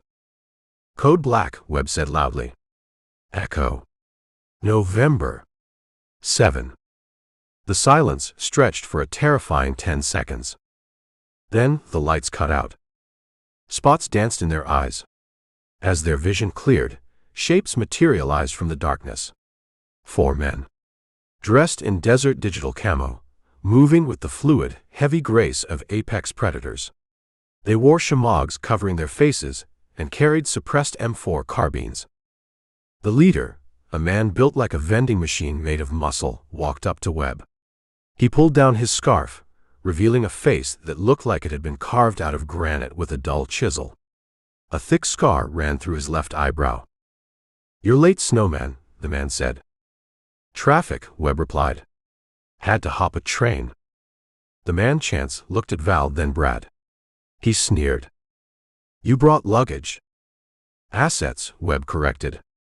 "The girl is agency," Chance said, nodding at Val. "I can smell the bureaucracy on her." "And the Ken doll?" "Civilian," Webb said. "Collateral." "Civilian?" Chance laughed, a dry barking sound. "You're slipping. We don't do babysitting." "Apopka, check them." A lithe, wiry man moved in on Val. He reached for her shoulder to zip-tie her. Val moved. It was a blur. She dropped Apopka's wrist, pivoted her hips, and swept his leg. He hit the dirt hard. Before he could recover, she had his own knife, pulled from his vest, pressed against his throat. The other 2 mercs raised their rifles. "Whoa," Chance said, holding up a hand.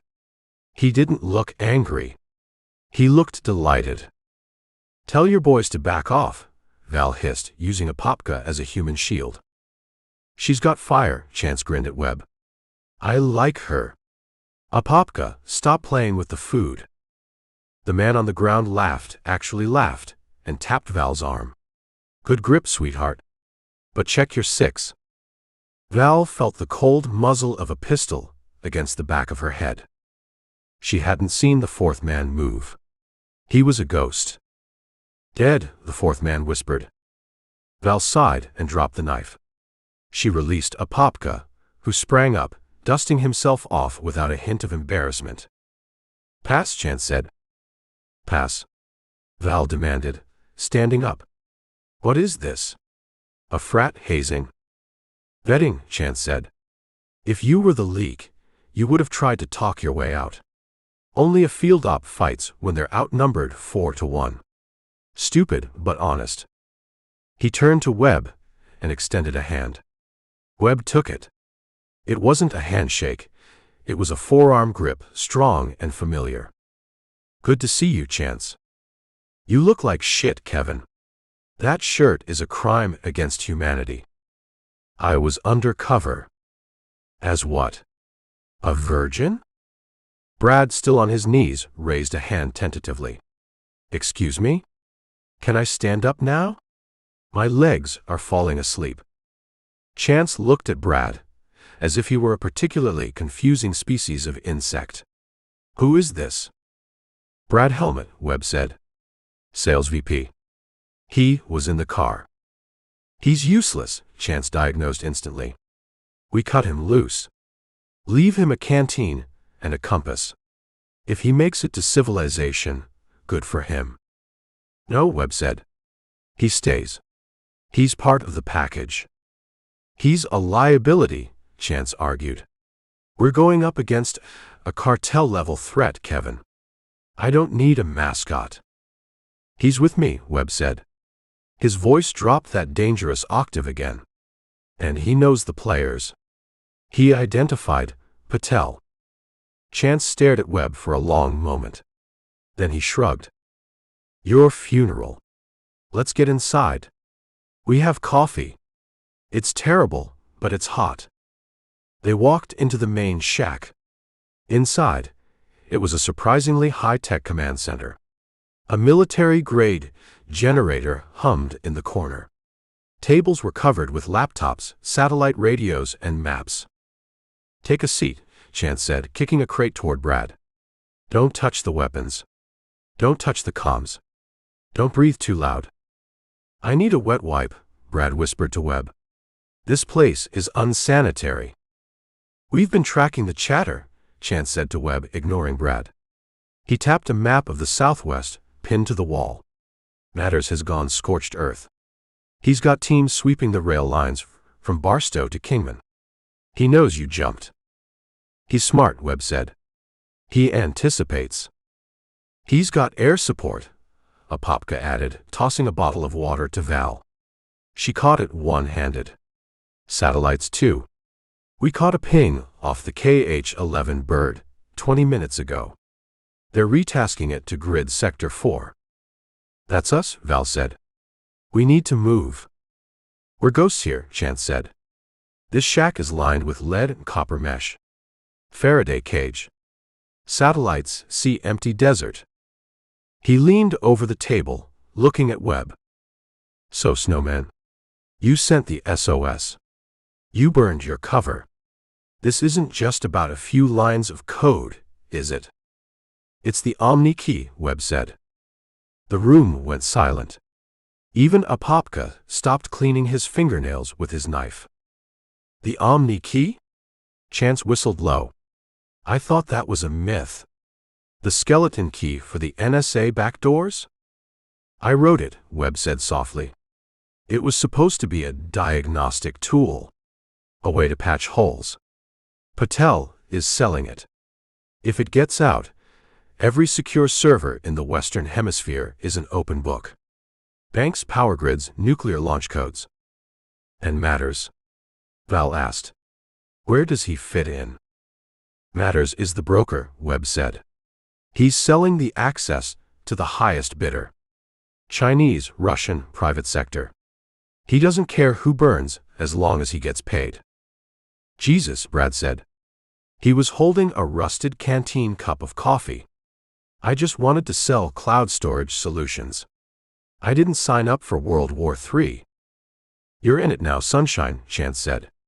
He looked at Webb. "So what's the play? We extract you. Get you a new face and a condo in Belize." "No," Webb said. He took off his glasses. One lens was cracked, spiderwebbing his vision. He placed them on the table. Without the glasses, his face changed. The uncertainty vanished. The softness around his eyes hardened. "We don't run," Webb said. "We finish it. We take Matters out. We burn the code. And we kill anyone who stands in our way." Chance grinned, a predatory baring of teeth. "Now that," Chance said, "sounds like the Snowman I remember." Chapter 8. Chapter 8. The air inside the shack was a cocktail of ozone, stale coffee, and testosterone. A holographic map of the Mojave Desert hovered above the central table, projected from a device that looked suspiciously like a modified Xbox Kinect. "It's low res," Chance apologized, tapping the console. "We had to steal the projector from a Radio Shack in Barstow before it closed." "It works," Webb said. He stood by the table, the blue light reflecting off his cracked lens. He looked less like an IT support technician and more like a general surveying a battlefield. "This is the target," Webb said, pointing to a grid sector 50 miles east. "Mukesh calls it the retreat. On paper, it's a corporate team building center for shell companies. In reality, it's a black site training ground for the MSS. "Chinese state security?" Val asked, leaning against a stack of ammo crates. "In California." "That's bold." "It's outsourced," Webb corrected. "Mukesh is a contractor. He trains their deep cover operatives in American culture, dialect, and tactical ops. Then he sells them the software to bypass our firewalls." Brad raised his hand from the corner where he was sitting on a bucket. "Question," Brad said. "Is this like a camp? Do they have cabins? Because if we're storming a summer camp, I feel like I should warn you about the canoe scene in Friday the 13th. "It's a fortress, Brad," Chance growled. "Perimeter sensors. Razor wire. Automated sentry drones. And about 40 hostiles," Apopka added. He was sharpening a combat knife that looked big enough to dress a buffalo. Highly trained. Not mall cops. We can't go through the front, Webb said. And the perimeter is pressure sensitive. If a coyote steps on the wrong patch of sand, a .50 caliber turret turns it into red mist. So we tunnel? Chance suggested. No time, Webb said. The buyers arrive at dawn. We need a digital entry. He pulled the Panasonic Toughbook toward him. The compound runs on a localized grid. Hardwired. Air-gapped from the net. That's why I can't hack it from here. But, Webb typed a command, and the hologram zoomed in on a small, nondescript building on the edge of the compound. The HVAC control unit, Webb said. It has a wireless maintenance port. It's antiquated, uses an old RF protocol. If I can get within 50 feet of that vent, I can inject a loop into the security feed. 50 feet. Val scoffed. That's inside the kill zone. You'll be Swiss cheese before you connect to the Wi-Fi. Not if we create a distraction, Chance said. He looked at his team. We hit the front gate. Hard. Make them look south. While Snowman goes in the back door, Apopka finished. Classic pincers. It's suicide, Val said. 4 guys against 40. You need an army. We have something better, Webb said. He looked at Brad. Brad froze, a half-eaten MRE cracker halfway to his mouth. Me? Oh no. No. I am a conscientious objector. I have a doctor's note. You're a salesman, Brad, Webb said. You sell things. You create narratives. I sell cloud storage. Brad squeaked. I don't sell distractions to terrorists. You're going to be the bait, Webb said calmly. Not in person. Digitally. Webb turned the laptop around. I need you to record a distress call. You're going to pretend to be a lost hiker who stumbled onto the perimeter. You're hurt, you're loud, and you're broadcasting on an open frequency. Acting. Brad lowered the cracker. He sat up straighter. Well, I did play Nathan Detroit in my high school production of Guys and Dolls. Make it convincing, Webb said. If they think a civilian is bleeding out near their perimeter, they have to investigate. They can't leave a body where a satellite might see it. I can do panic, Brad said, clearing his throat. I can do existential dread. I live in L.A. While they send a team to scrub the civilian, Webb continued, tracing a line on the map, Chance hits the gate. The internal response team moves to support. That leaves the north wall exposed for exactly 3 minutes. 3 minutes to cross open ground, hack a terminal, and breach the building, Val summarized. You're fast, Webb, but are you that fast? Webb met her gaze. Behind the broken glasses, the Snowman was cold and absolute. I wrote the code that locks their doors, Webb said. I know exactly how long it takes to pick the lock. 50 miles west, Matters Mobile Command. The interior of the black command truck was silent, save for the hum of server fans. Mike Matters sat in a leather captain's chair, watching a drone feed of the desert. Nothing, Jerry said from the console. Thermal is clean. They're ghosts. They're in a hole, Matters said. Webb knows the satellite pass schedules. He's hunkered down. The rear door of the truck opened. A blast of hot desert air swirled in, followed by a man carrying a gear bag. He wore black tactical pants and a gray t-shirt. He had a bandage on his neck, right below the jawline, covering a nasty friction burn. You're late, Matters said, not turning around. Traffic was murder, Aaron Bunch said. He dropped the bag and sat in the empty chair next to Jerry. He reached into a bag of pretzels on the console and popped one into his mouth. Crunch. Did the squib work? Matters asked. Like a charm, Bunch grinned. He touched the bandage. Although you cut it close, Mike. The round parted my hair. Next time, aim a little more to the left. If I wanted you dead, Aaron, we wouldn't be having this conversation. Bunch laughed. It was a dry, soulless sound. Val bought it. Hook, line, and sinker, Matters said. She thinks you're a martyr. She probably cried. She's sentimental like that. She's soft, Bunch sneered. Always was. Too worried about the mission and patriotism. She never understood the economics of the job. She's with Webb, Matters said. And they have a civilian tow helmet. The Ken doll?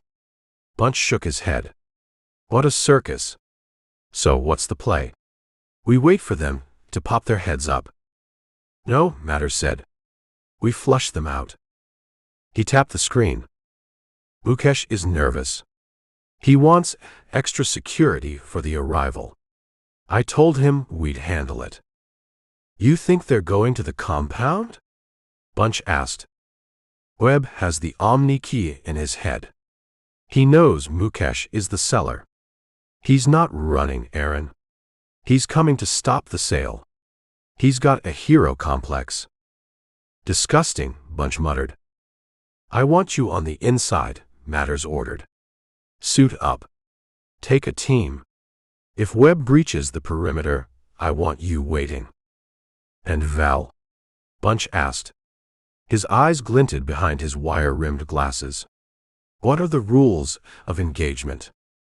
Matters turned to face him. The mirrored sunglasses reflected Bunch's eager expression. She watched you die, Matters said. It would be poetic if she was the one who realized her mistake. I want to do it, Bunch said. Up close. I owe her for the time she made me listen to NPR for 6 hours on a stakeout. Clear the board, Aaron, Matters said, turning back to the screen. Kill them all. Bunch stood up, grabbing an MP5 from the rack. He checked the action, a smile playing on his lips. With pleasure. Back at the shack. Okay, let's test the audio, Webb said. Brad stood in front of a microphone, hooked up to the radio transmitter. He took a deep breath, closed his eyes, and channeled his inner drama student. Help! Brad screamed. Oh God, my leg. It's twisted. I think I see bone. Is anyone out there? I'm so thirsty. He paused, adding a whimpering sob that sounded disturbingly authentic. Please. I drive a Mercedes. I have a future. Chance stared at him, mouth slightly open. That is incredibly annoying. It's perfect, Webb said. It hits every frequency of human desperation. It's annoying enough that they'll want to silence it. I felt that, Brad said, wiping a fake tear. I really tapped into my fear of obscurity. Gear up, Webb ordered the team. We move in 10. Apopka, you have the breach charges. Packed and primed, the merc grinned. Val, you're with me, Webb said. Excuse me? Val bristled. I'm not your sidekick, Snowman. I'm the best shooter in this room. That's why you're with me, Webb said. I need cover while I hack the terminal. I can't shoot and type at the same time. Well, I can, but the spelling suffers. Val held his gaze for a moment, then nodded once. Fine. But if you get me killed, I'm hunting your hard drive. Deal. Webb put his glasses back on. The crack in the lens fractured the world, but the plan was clear.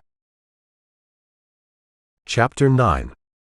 The desert night was cold, a stark contrast to the boiling heat of the day. A mile from the perimeter of the retreat, Kevin Webb lay on his stomach in a dry wash, adjusting the strap of his backpack.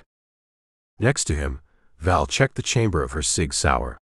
The metallic click-clack was loud in the stillness. Sound discipline, Webb whispered. I'm clearing a jam, Val hissed back. Sand gets everywhere. This environment is hostile to precision engineering. It's hostile to everything, Webb said. That's why they built it here. 500 yards away, Perched on a rocky outcrop, Chance and Apopka were shadows against the stars. They were the hammer. Webb and Val were the scalpel. And Brad? Brad was the clown car. "Comms check," Webb murmured into his throat mic. "Loud and clear, Snowman," Chance's voice crackled in his earpiece. "We are green. The distraction package is in position." "Package is anxious," Brad's voice cut in. He was huddled in the back of the team's extraction vehicle, a beat-up Land Rover hidden in a ravine 2 miles back. "Package is also very cold. I didn't bring layers. I brought linen." "Stay off the line, Brad," Webb ordered. "Wait for my signal." Webb looked at the compound. It was a fortress of concrete and razor wire, bathed in the harsh white glow of perimeter floodlights. Automated turret towers stood like silent sentinels at the corners. It didn't look like a corporate retreat. It looked like a supermax prison for Bond villains. "Ready?" Webb asked Val. "Born ready," she lied. He could see the tension in her jaw. "Execute," Webb said. 2 miles away, Brad pressed a button on the transmitter. High-fidelity speakers, planted earlier by Apopka in a cluster of boulders 300 yards from the south gate, roared to life. "Help! Oh God, my leg!" The sound echoed off the canyon walls, magnified and distorted. It sounded like a dying animal. If that animal was a terrified sales executive from Santa Monica. "I think it's gangrene. Can you get gangrene in 5 minutes? Tell my mother I'm sorry about the vase." On the compound walls, a spotlight swiveled. The beam cut through the darkness, sweeping the desert floor toward the source of the noise. "Movement at the south gate," Val reported, watching through compact binoculars. 2 tangos. "Investigating." "Wait for it," Webb whispered. "I drive a lease. I can't die in a lease." Brad's recorded voice sobbed. The gate cracked open. A team of 4 armed guards spilled out, weapons raised, moving toward the boulders. They were cautious, professional. They fanned out, checking their sectors. They weren't expecting a claymore mine. "Light 'em up, Chance," Webb said. Boom. The night turned orange. The claymore, positioned near the speakers, didn't hit the men. It was angled to spray the gate itself, shredding the hydraulics and sending a cloud of dust and shrapnel into the air. The guards hit the dirt. Simultaneously, Chance and Apopka opened up from the ridge. Suppressed carbine fire thwip thipped into the concrete around the gate, keeping the guards pinned. "Contact south," a voice screamed over the compound's PA system. "Breach. Sector 4. Sirens wailed. The turret towers swiveled south, their sensors locking onto the muzzle flashes from the ridge. "Go," Webb said. He scrambled up the side of the wash. Val was right behind him. They sprinted across the open scrubland toward the north wall, the blind side. 3 minutes. That was the window. Webb moved with a surprising economy of motion. He didn't run like a jogger. He ran low, knees bent, minimizing his silhouette. They reached the shadow of the HVAC building. It was a squat concrete bunker, humming with industrial fans. "Cover," Webb breathed. Val slammed her back against the wall, gun raised, scanning the darkness. "Clear. You have 2 minutes." Webb knelt by the intake vent. He pulled the tough book from his bag. His fingers flew across the keyboard. "Connecting to RF port," he muttered. Handshake, come on, you antiquated piece of junk." "Access denied." "Damn," Webb hissed. "They updated the firmware.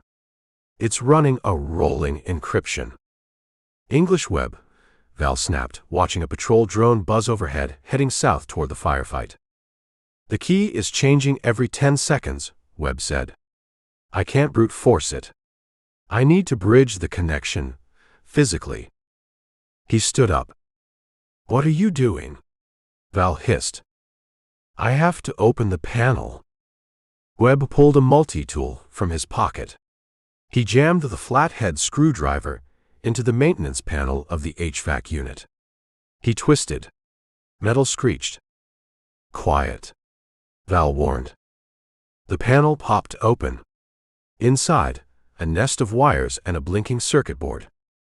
Webb pulled a USB cable from his laptop and jammed it into the diagnostic port. "Injecting the loop," he said. On the screen, a progress bar filled.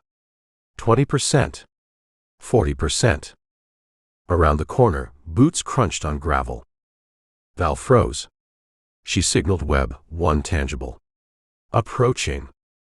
Webb didn't stop typing. "Almost there." Val stepped away from the wall. She holstered her gun and pulled a knife. A gunshot would alert the whole north side. This had to be quiet. A guard rounded the corner. He was dressed in black tactical gear, carrying a submachine gun. He saw Val. His eyes widened. He opened his mouth to shout. Val didn't give him the chance. She closed the distance in 2 strides, driving her shoulder into his chest. He wheezed, stumbling back. She grabbed his weapon strap, used it to jerk him off balance, and swept his legs. He hit the gravel. He reached for his radio. Val kicked his hand, hearing the crunch of fingers. He grunted, reaching for a knife at his belt with his other hand. "Webb." Val gritted out, struggling to keep the heavier man pinned. 90%. Webb yelled. The guard bucked, throwing Val off. He scrambled to his feet, raising his weapon. Webb didn't look up from the screen. He hit enter. System override, complete. The massive industrial fans on the HVAC unit suddenly roared to maximum power. The sound was deafening, like a jet engine spinning up. The guard flinched at the noise, distracted for a split second. Val lunged.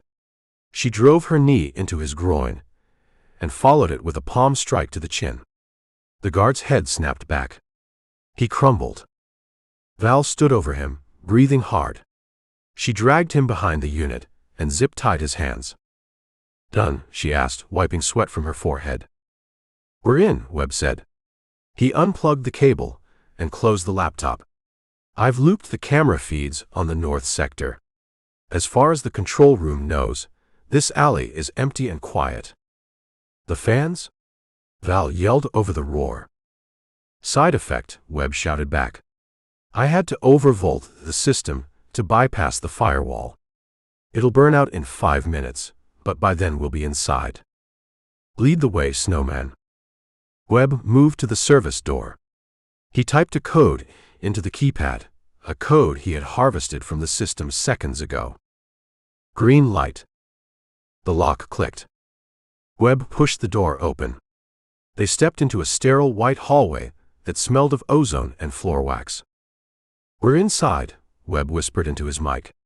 "Chance status?" "Taking heat," Chance's voice came back, strained. "They brought out a 50 cal. We're pulling back to the secondary ridge. You're on your own." "Copy." Webb looked at Val.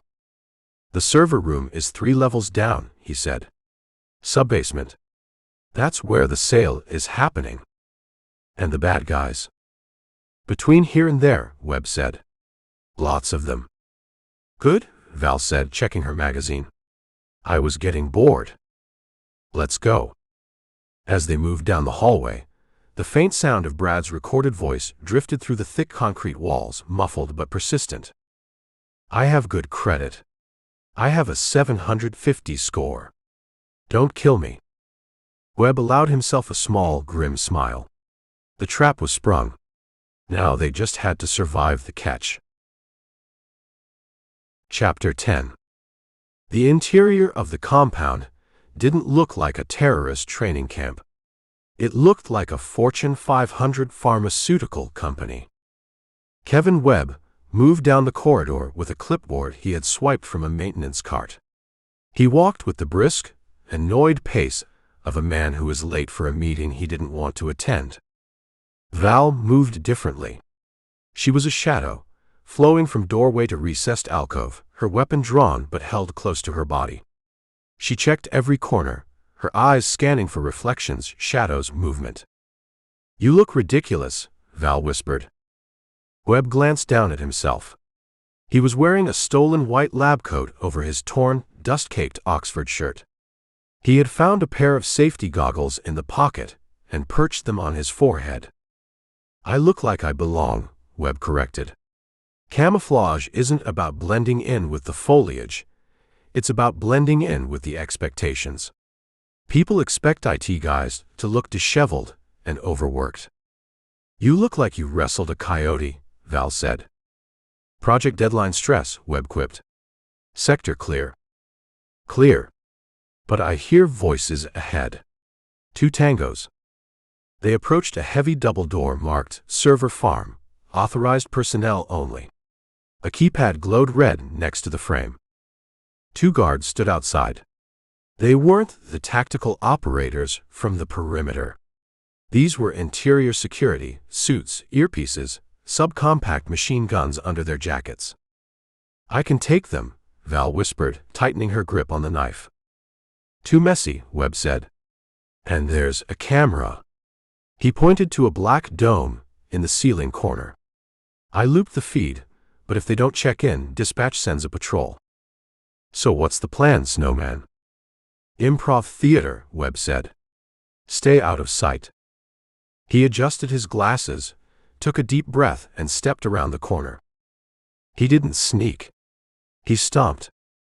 "Unbelievable," Webb shouted at the empty air, waving the clipboard. "Absolute incompetence. I ask for a level 4 diagnostic, and they send me a toaster." The 2 guards jumped. Their hands went to their jackets. "Hold it," the taller guard barked. "ID." Webb stopped. He looked at them with a mix of exhaustion and disdain. He pushed his glasses up his nose. "ID? You want my ID? I want to know why the cooling system in Sector 4 is venting nitrogen into the hallway. Do you have ID for that? Are you the nitrogen police?" The guards exchanged a look. Confusion. This wasn't an intruder. Intruders were stealthy. This was bureaucracy. "Sir, this is a restricted area," the guard said, stepping forward but not drawing his weapon. "We didn't get a memo about maintenance." "Of course you didn't," Webb scoffed. He tapped the clipboard aggressively. "Because Patel is too busy micromanaging the acquisition to file the paperwork. Now I have a server rack melting down in sub-basement 3 because someone, probably Jerry in maintenance, plugged a coffee maker into the UPS. If I don't get in there, the whole system crashes.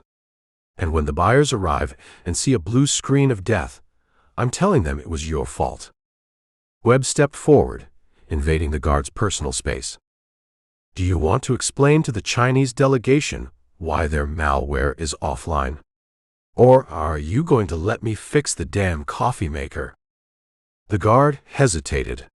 The threat of technical failure was often more terrifying than a gun to the head for low-level security. "Let me see your badge," the guard said, reaching for Webb's lapel. Webb didn't have a badge. He dropped the clipboard. As the guard's eyes followed the falling object, Webb moved. It was a small, precise movement. He stepped inside the guard's reach, grabbed the man's lapels, and drove his forehead into the bridge of the guard's nose. Crack. The guard went down without a sound, eyes rolling back. The second guard reached for his weapon. Val materialized from the alcove. She didn't strike, she threw. A heavy stapler she had grabbed from a desk sailed through the air and struck the guard in the throat. He gagged, stumbling back. Val closed the distance, spun him around, and applied a sleeper hold. He went limp in seconds. "A stapler?" Webb asked, rubbing his forehead.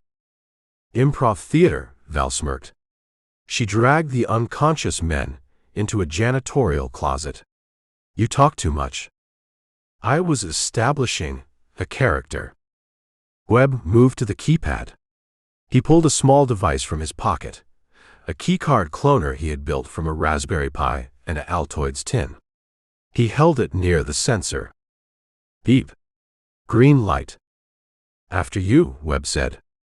They slipped inside. The server room was cold. Rows of black monoliths hummed with the sound of 1 billion calculations per second. Blue LEDs flickered in the darkness, a digital constellation. In the center of the room, a glass-walled office sat like an aquarium. Inside, a man in a lab coat was pacing. He was short, balding, and sweating profusely. "That's him," Webb whispered. "Dr. Mojica." "The double agent?" "The double-edged sword," Webb corrected. "He works for everyone and no one. Cover me." Val moved into the shadows of the server racks.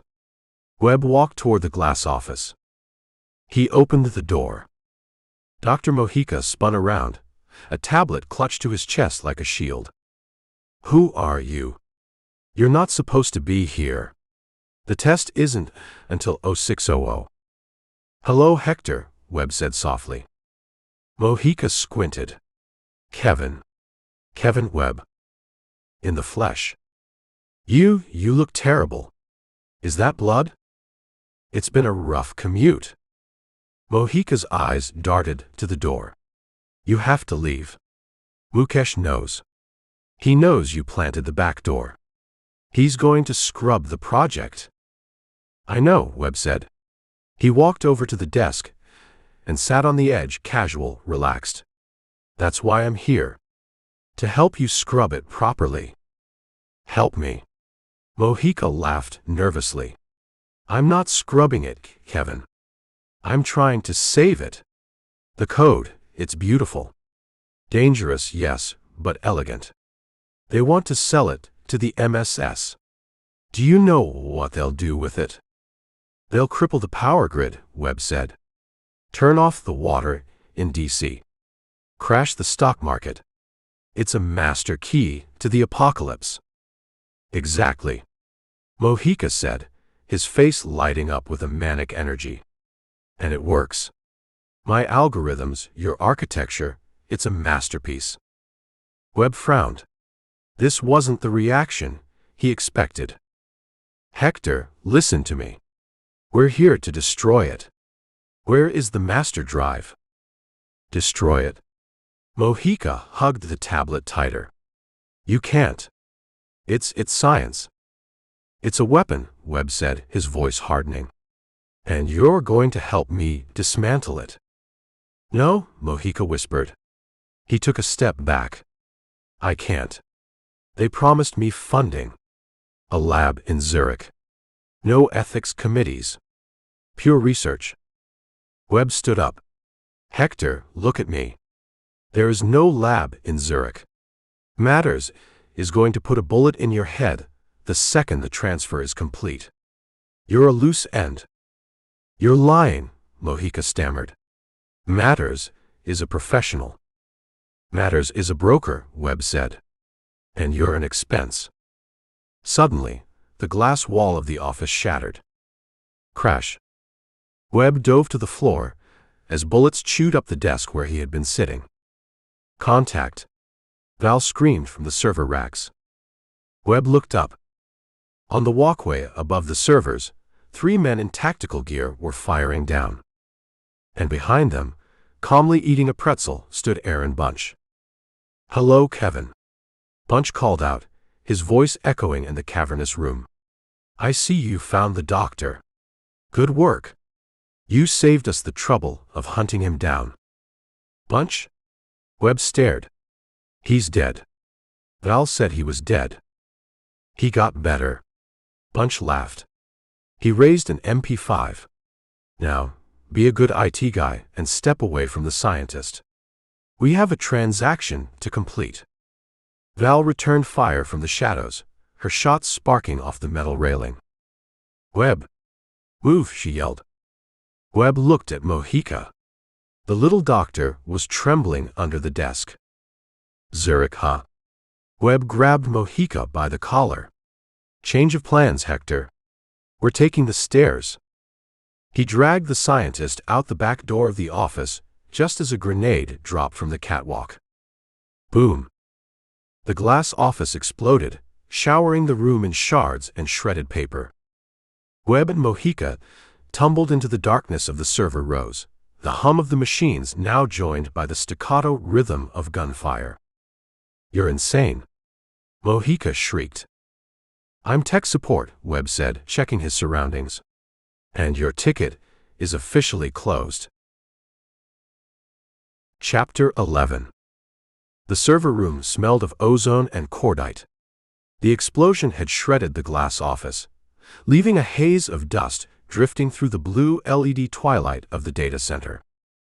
Kevin Webb dragged Dr. Hector Mojica behind a row of humming server racks.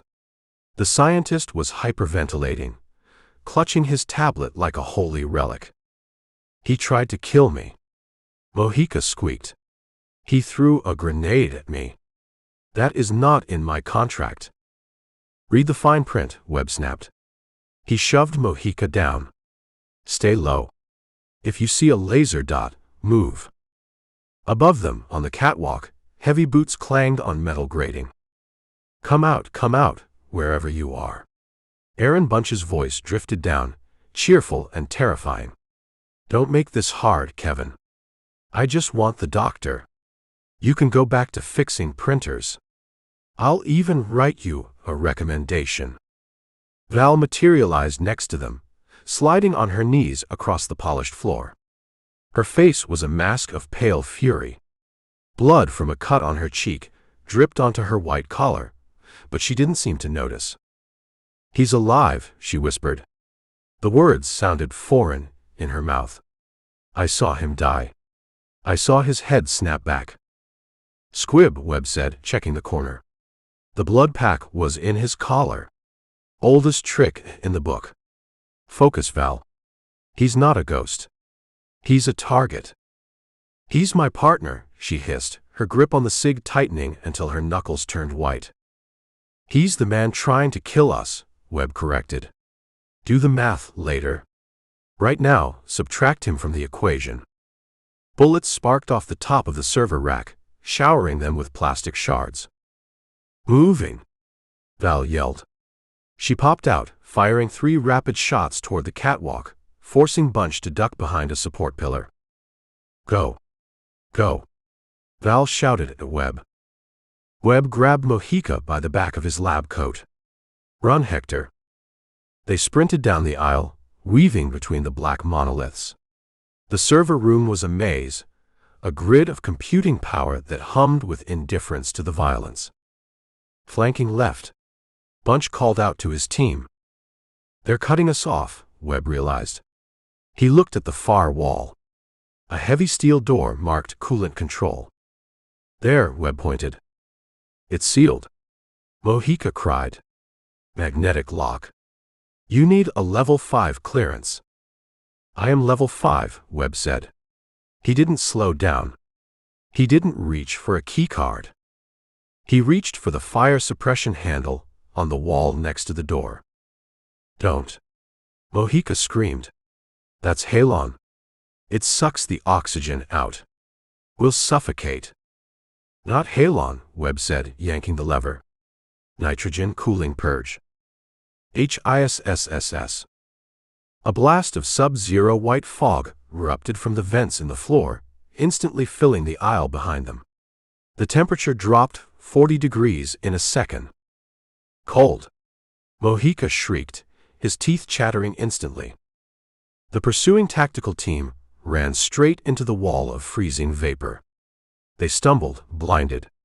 One man slipped on the rapidly icing floor, crashing into a server rack. "Thermal is washed out," a voice yelled over the comms. "I can't see anything." Webb used the confusion to kick the door release. He didn't hack it. He shot the electronic lock with a pistol he'd swiped from the unconscious guard in the hallway. Sparks. Smoke. The magnet disengaged. Webb shoved the door open and threw Mojica inside. Val followed, firing one last round into the fog before slamming the heavy steel door shut and spinning the manual wheel to lock it. Silence. They were in a maintenance tunnel. It was cramped, lit by flickering caged bulbs, and lined with thick insulated pipes that gurgled ominously. Val leaned against the door, breathing hard. She looked at her hands. They were shaking. He knew, she whispered. He knew about the ambush at the rendezvous. He set it up. He watched me jump through a window. He's a mercenary, Val, Webb said, checking Mojica for injuries. He followed the money. Matters paid better than patriotism. I trusted him with my life, she said, her voice cracking. I bought him pretzels. And now you know, Webb said gently. Anger is good. Use it. But don't let it blind you. He turned his attention to Mojica. The scientist was huddled against a pipe, checking his tablet for cracks. Okay, Hector, Webb said, crouching in front of him. Talk. Why did you say you were trying to save the project? You were building a cyber nuke for the highest bidder. Mojica looked up. His glasses were fogged from the temperature change. He wiped them with a trembling hand. I didn't know. Mojica pleaded. Not at first. Matters said it was a deterrent. A defensive shield for critical infrastructure. He said the Chinese were just investors. You're smarter than that, Webb said coldly. I was greedy. Mojica admitted. Okay. Is that what you want to hear? I wanted the lab. I wanted the recognition. But then I saw the target list. Target list? Val asked, stepping away from the door. It wasn't just power grids, Mojica said, tapping his tablet. It was hospitals, air traffic control, pacemakers, anything connected to the grid. They weren't building a shield, they were building a switch to turn off the 21st century. So you grew a conscience? Webb asked skeptically. I grew terrified, Mojica corrected. If they use this, there's no going back. Civilization collapses in 48 hours. No internet. No banking. No food distribution. Chaos. So why didn't you delete it? Val asked. I couldn't. Mojica cried. The architecture, it's self-repairing. You wrote it, Kevin. It's your polymorphic code. If I delete a line, it rewrites itself from the backup kernel. It's unkillable. Webb nodded slowly. The Hydra Protocol.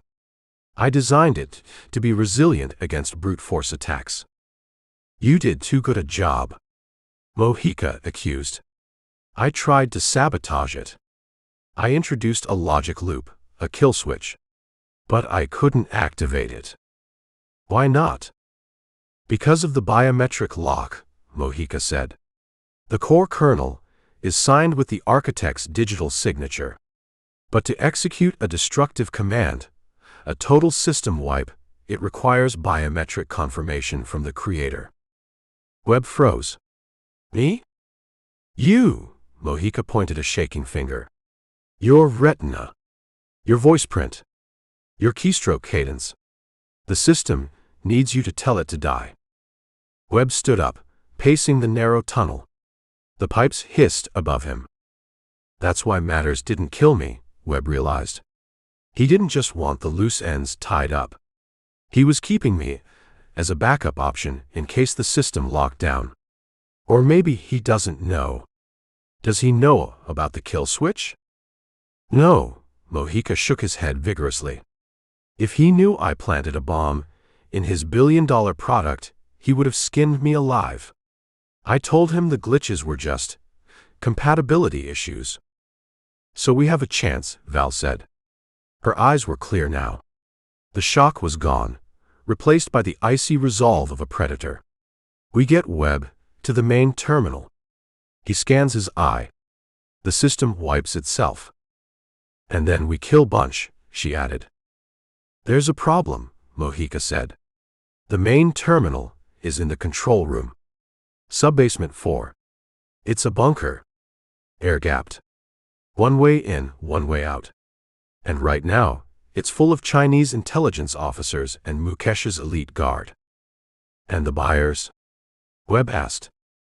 They're downloading the source code right now. Mojica checked his watch. Transfer is at 40%. Once it hits 100, they disconnect the drive and walk out. The code goes to Beijing, and the kill switch becomes useless because they'll have a clean copy. How long?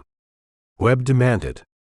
Maybe 20 minutes, depending on the encryption overhead. Webb looked at the maintenance tunnel stretching into the darkness. We don't have 20 minutes to sneak, Webb said. We need to crash the party. How? Val asked. We're trapped in the walls. Webb looked at the pipes running along the ceiling. He traced the markings. Liquid nitrogen. Coolant return. High voltage. Hector, Webb asked. Where do these pipes go? They feed the server cooling jackets, Mojica said. And the HVAC system for the lower levels. Webb smiled. It was the Snowman smile, cold, calculated, and dangerous. You said the control room is a bunker? Yes. Hermetically sealed. Climate controlled. Climate controlled, Webb repeated. Which means it has vents. He reached into his pocket and pulled out the remaining keycard cloner, now useless, but still containing a lithium battery. He looked at the high-voltage conduit. Val, Webb said. How do you feel about dropping in for dinner? I hate enclosed spaces, she said. You'll hate the apocalypse more. Webb turned to Mojica. Hector, you're with me. I need you to guide us through the schematics. Me? Mojica whimpered. I'm an architect. I don't do vents. You do today, Webb said. He boosted himself up to the overhead grate. Because if you don't, I'm telling Bunch you're hiding in the air ducts. Mojica scrambled up the pipe faster than a squirrel. Webb looked down at Val. She was reloading her cig, checking the chamber. You good? Webb asked. I'm going to kill him, Webb, she said softly. Bunch. I'm going to look him in the eye and put a bullet in his brain. Just make sure we save the world first, Webb said. Revenge is better when you have a future to enjoy it in. He offered a hand. She took it. They crawled into the darkness of the ventilation shaft, crawling toward the heart of the beast, with 20 minutes to stop the end of the world. Chapter 12. The ventilation shaft was a galvanized steel coffin. It was 14 inches high, 20 inches wide, and coated in a layer of dust that tasted like dead skin and ancient secrets. Kevin Webb crawled on his elbows, dragging his body weight forward inch by agonizing inch. Behind him, Dr. Mojica was making noises that sounded like a weeping bellows. I'm stuck, Mojica whispered, panic tightening his voice. My belt buckle caught on a rivet. Leave me, Kevin. I'll die here and become a blockage. Unbuckle it, Webb hissed over his shoulder. If we stop, Val shoots us both for blocking traffic. Confirm, Val's voice drifted from the rear, cold and flat. They were 50 feet above the sub-basement floor, navigating a labyrinth of ducts that vibrated with the hum of the facility's life support. Left at the junction, Webb said, consulting the mental schematic he had memorized in the hallway. 30 feet to the plenum chamber. Then we drop. Drop? Mojica whimpered. How far? Far enough to hurt, Webb said. Quiet. We're over the hallway. Below them, through the slatted vents, they could hear the stomp of boots. The compound was on full alert. Alarms blared a rhythmic, pulsing tone that vibrated the sheet metal against Webb's chest. They know we're in the walls, Val whispered. They just don't know where. We're almost there, Webb said. He pulled himself forward, ignoring the scrape of metal on his bruised ribs. Outside the north gate. 2 miles away, in a dry ravine, Brad Helmet sat in the driver's seat of the battered Land Rover. He was wearing the I Love LA hat, which was now stained with sweat and desert dust. He was shivering, despite the heat. The radio on the dashboard crackled. It was Chance's voice, but it sounded wrong. Strained. Wet. Taking heavy fire. Sector 3. Apopka is hit. Need extraction. Repeat. Need extraction. Brad stared at the radio. He looked at the glove box where Chance had left a spare pistol. He didn't touch it. He looked at his hands. They were manicured. Soft. These were hands that signed contracts, not death warrants. Snowman, come in. Chance's voice cut through the static, desperate now. We are pinned. We can't hold the ridge. If you can hear this, it's been a pleasure. Brad looked out the windshield. The compound was a blaze of lights and tracer fire in the distance. He could see the muzzle flashes from the ridge where Chance and the other scary man were dying. They need a hero, Brad whispered to the steering wheel. But they got a sales VP. He thought about Webb. The way the little nerd had thrown that rock. The way he had walked into the gas cloud. He thought about Val. The way she had looked at him with absolute disdain. I have a 750 credit score, Brad said, gripping the wheel. I am a platinum member at Equinox. I matter.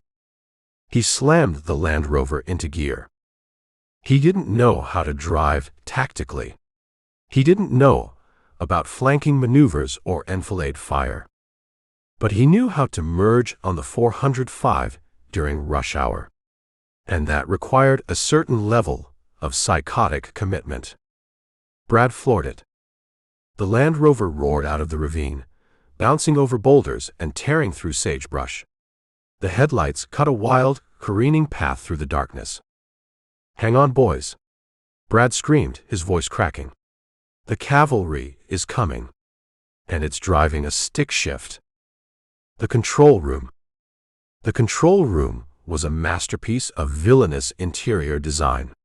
One wall was dominated by a massive screen, displaying a global map with thousands of red target icons. In the center, a U-shaped console manned by technicians glowed with data streams. And standing in the middle of the room, Mukesh Patel watched a progress bar on a laptop. Download, 82%. Faster, Mukesh snapped at the technician. Encryption overhead is heavy, sir, the tech replied. The files are unpacking slowly. Standing next to Mukesh were three men in impeccable suits. The buyers. They watched the screen with impassive faces, but their body language was tense. Our transport leaves in 10 minutes, the lead buyer said in perfect English. With or without the drive. You will have it, Mukesh promised. My security team is flushing the intruders as we speak. Above them, in the ceiling, a screw turned. Slowly. Silently. Kevin Webb peered through the grate. He had a bird's-eye view of the room. He saw Mukesh. He saw the buyers. He saw the laptop. He also saw 6 guards with automatic weapons standing in a perimeter around the console.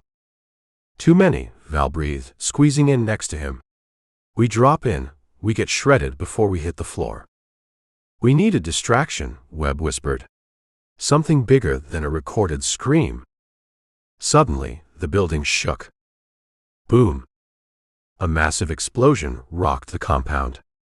Dust rained down from the ceiling tiles.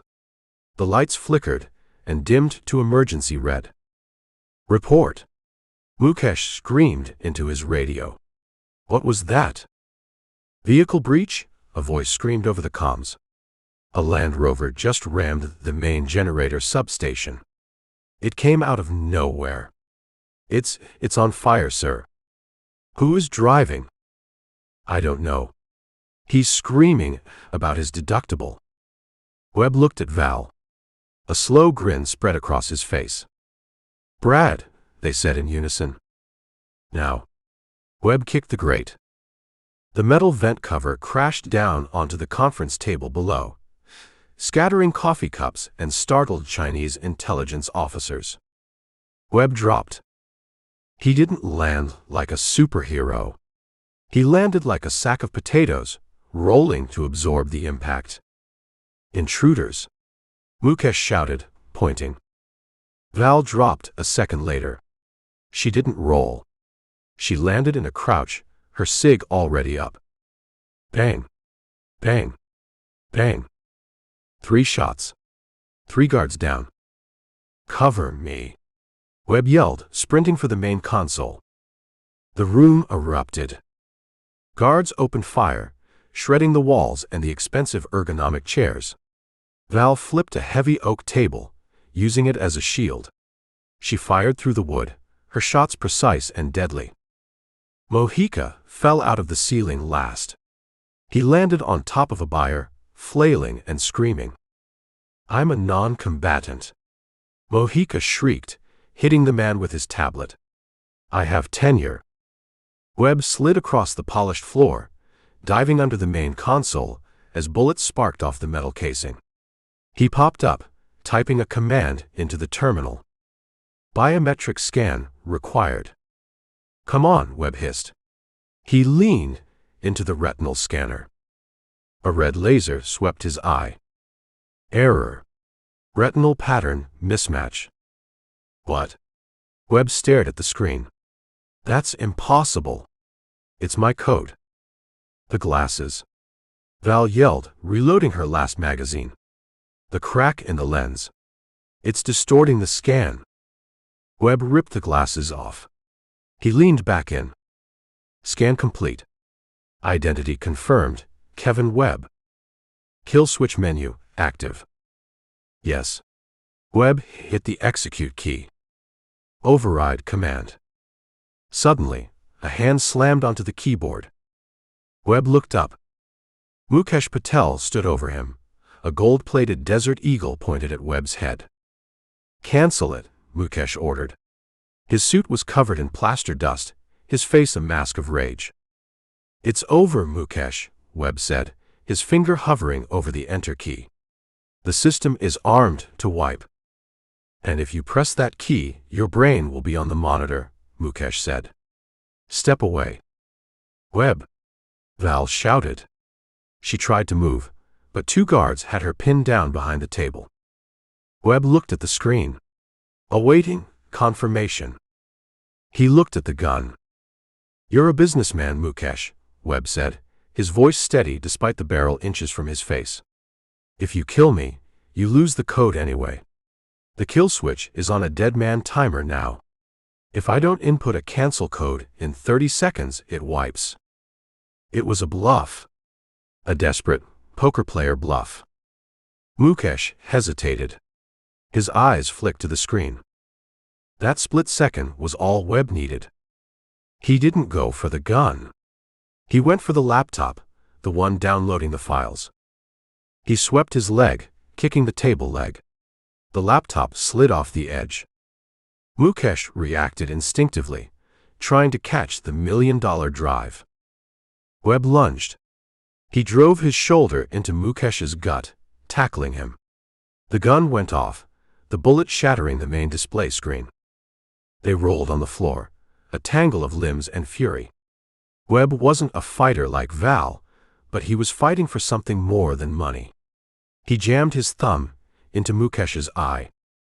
Mukesh screamed, dropping the gun. Webb scrambled for the keyboard. The door to the control room blew open. "Clear the room." Mike Matters strode in. He wasn't wearing a suit anymore. He was in full tactical gear, an assault rifle raised. Behind him, a squad of heavily armed mercenaries flooded the room. "Down!" Matters roared. His men didn't hesitate. They didn't aim for limbs. They put a wall of lead into the room. Val was forced flat. Mojica curled into a ball under a desk. Matters marched up to Webb, who was reaching for the enter key. Matters didn't shoot him. He kicked him in the chest. Webb flew backward, slamming into the console. He gasped, air leaving his lungs. Matters stood over him, the rifle aimed at his heart. "Good try, Snowman," Matters said. He looked at the screen. Awaiting confirmation.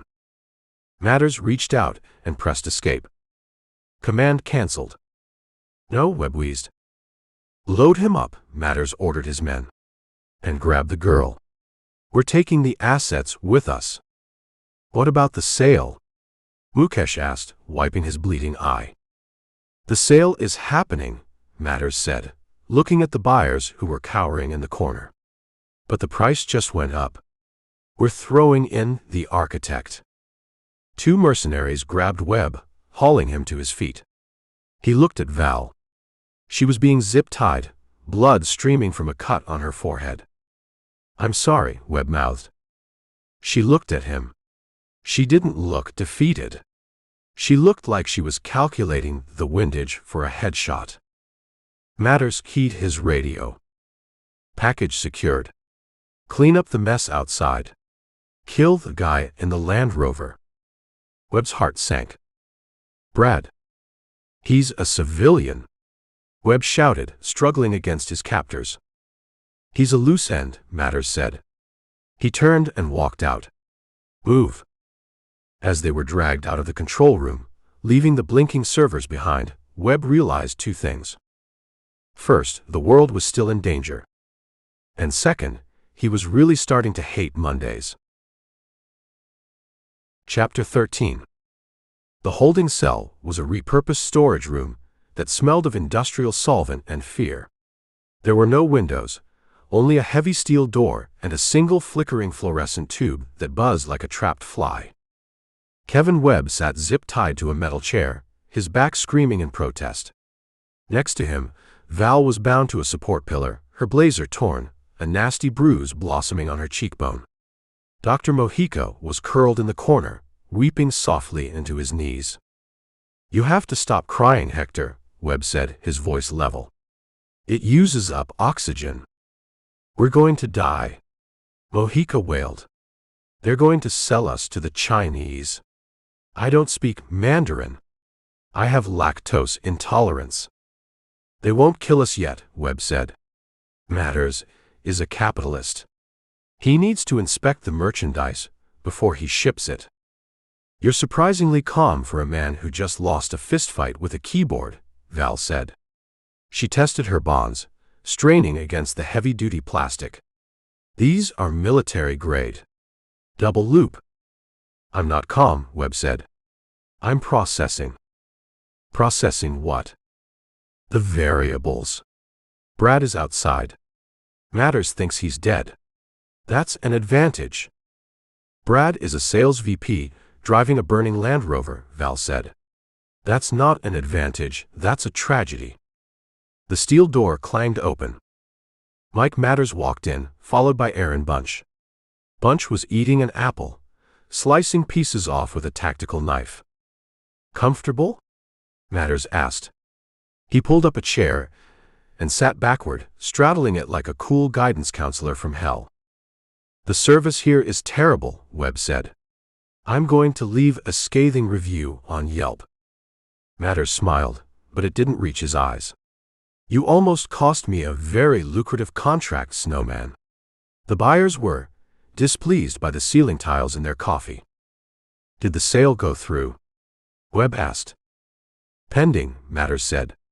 The drive is secure. The funds are transferring.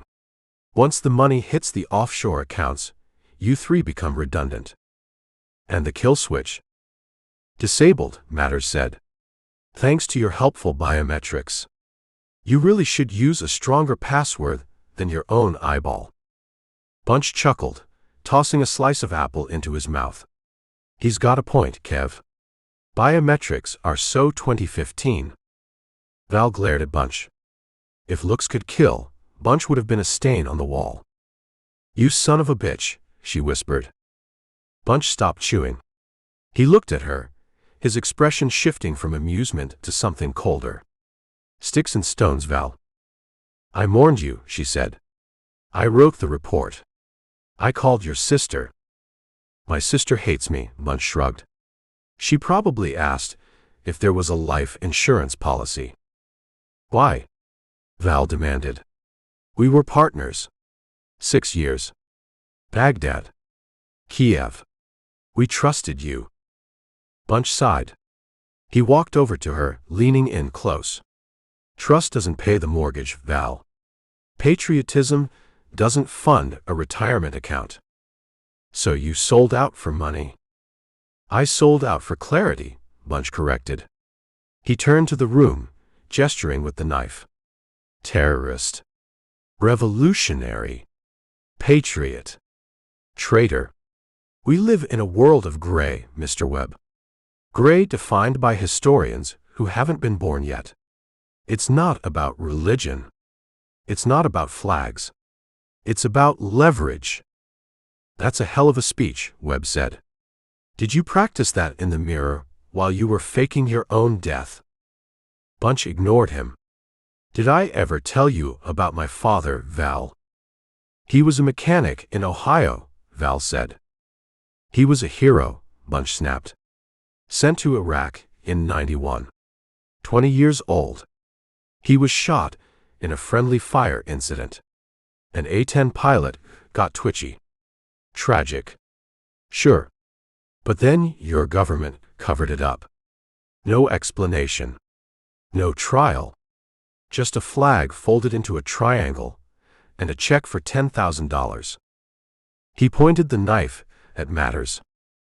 The man who authorized the cover-up. That was Matters' predecessor. The system protects itself, Val.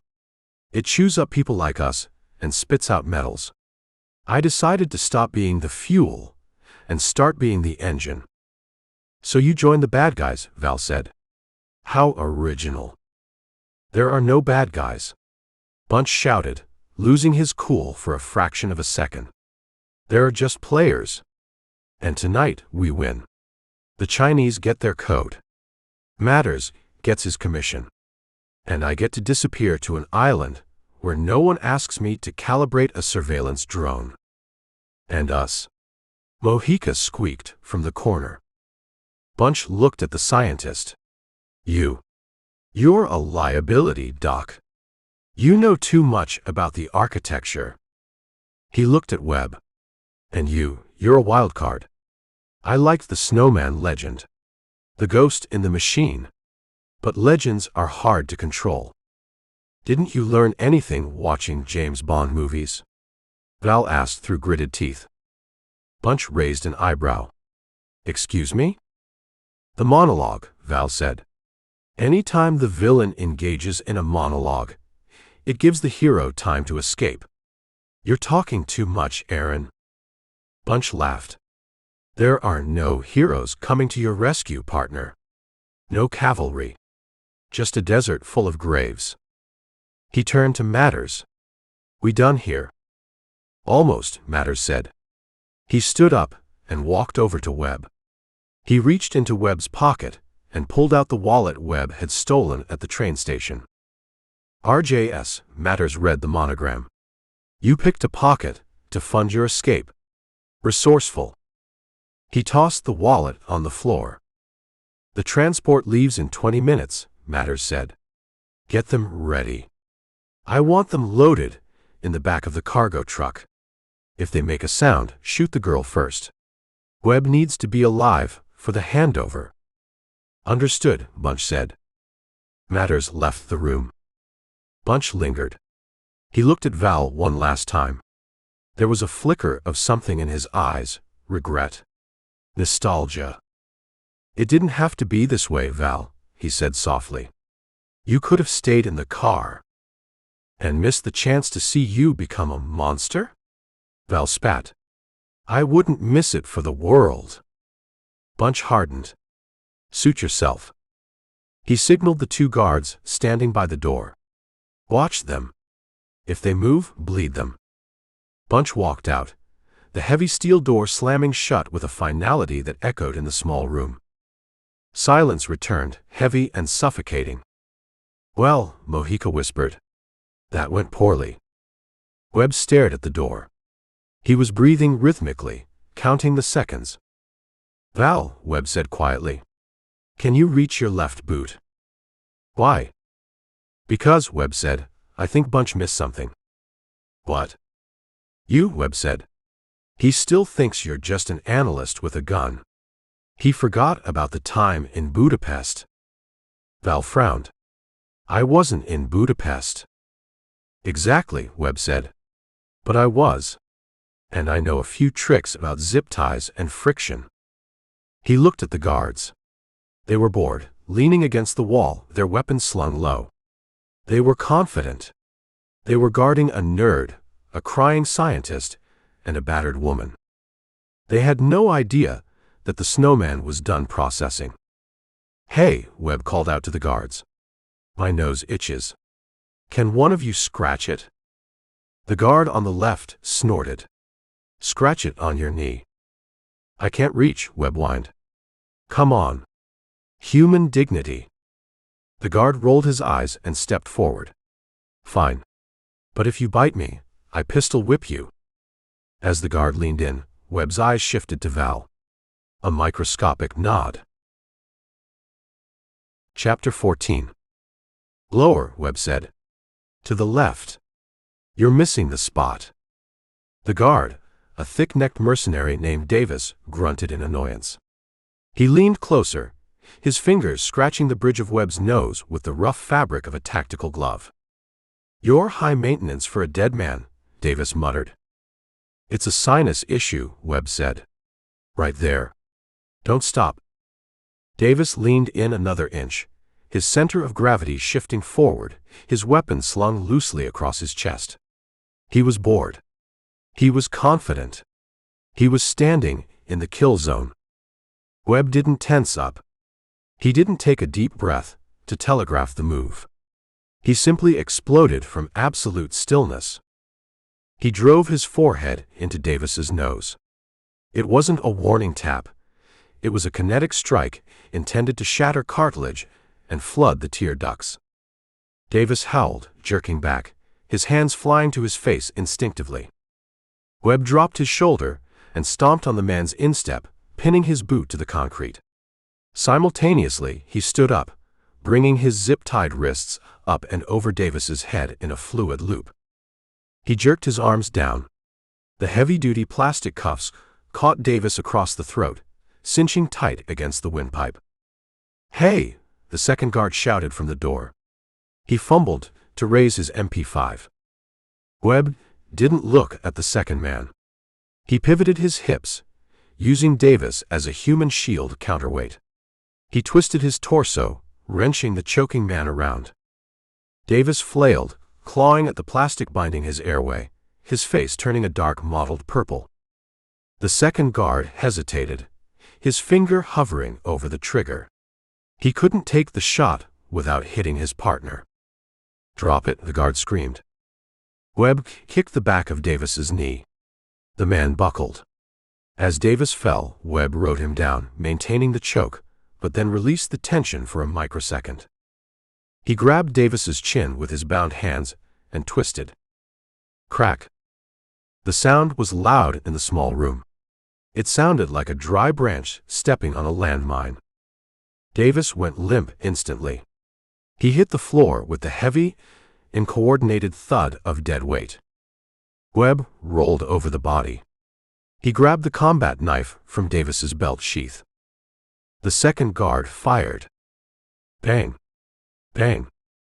2 rounds sparked off the concrete floor where Webb had been a second ago. Webb threw the knife. It wasn't a graceful Hollywood throw. It was an underhand flick, powered by desperation and geometry. The blade spun once and buried itself in the meat of the second guard's thigh. The guard screamed, his leg giving out. He stumbled sideways, crashing into the metal shelving unit. Webb was already moving. He sprinted across the room, ignoring the screaming protest of his own bruised ribs. He hit the guard like a linebacker, driving his shoulder into the man's chest and slamming him against the wall. The MP5 clattered to the floor. The guard, eyes wide with shock and pain, tried to grapple. He threw a clumsy right hook.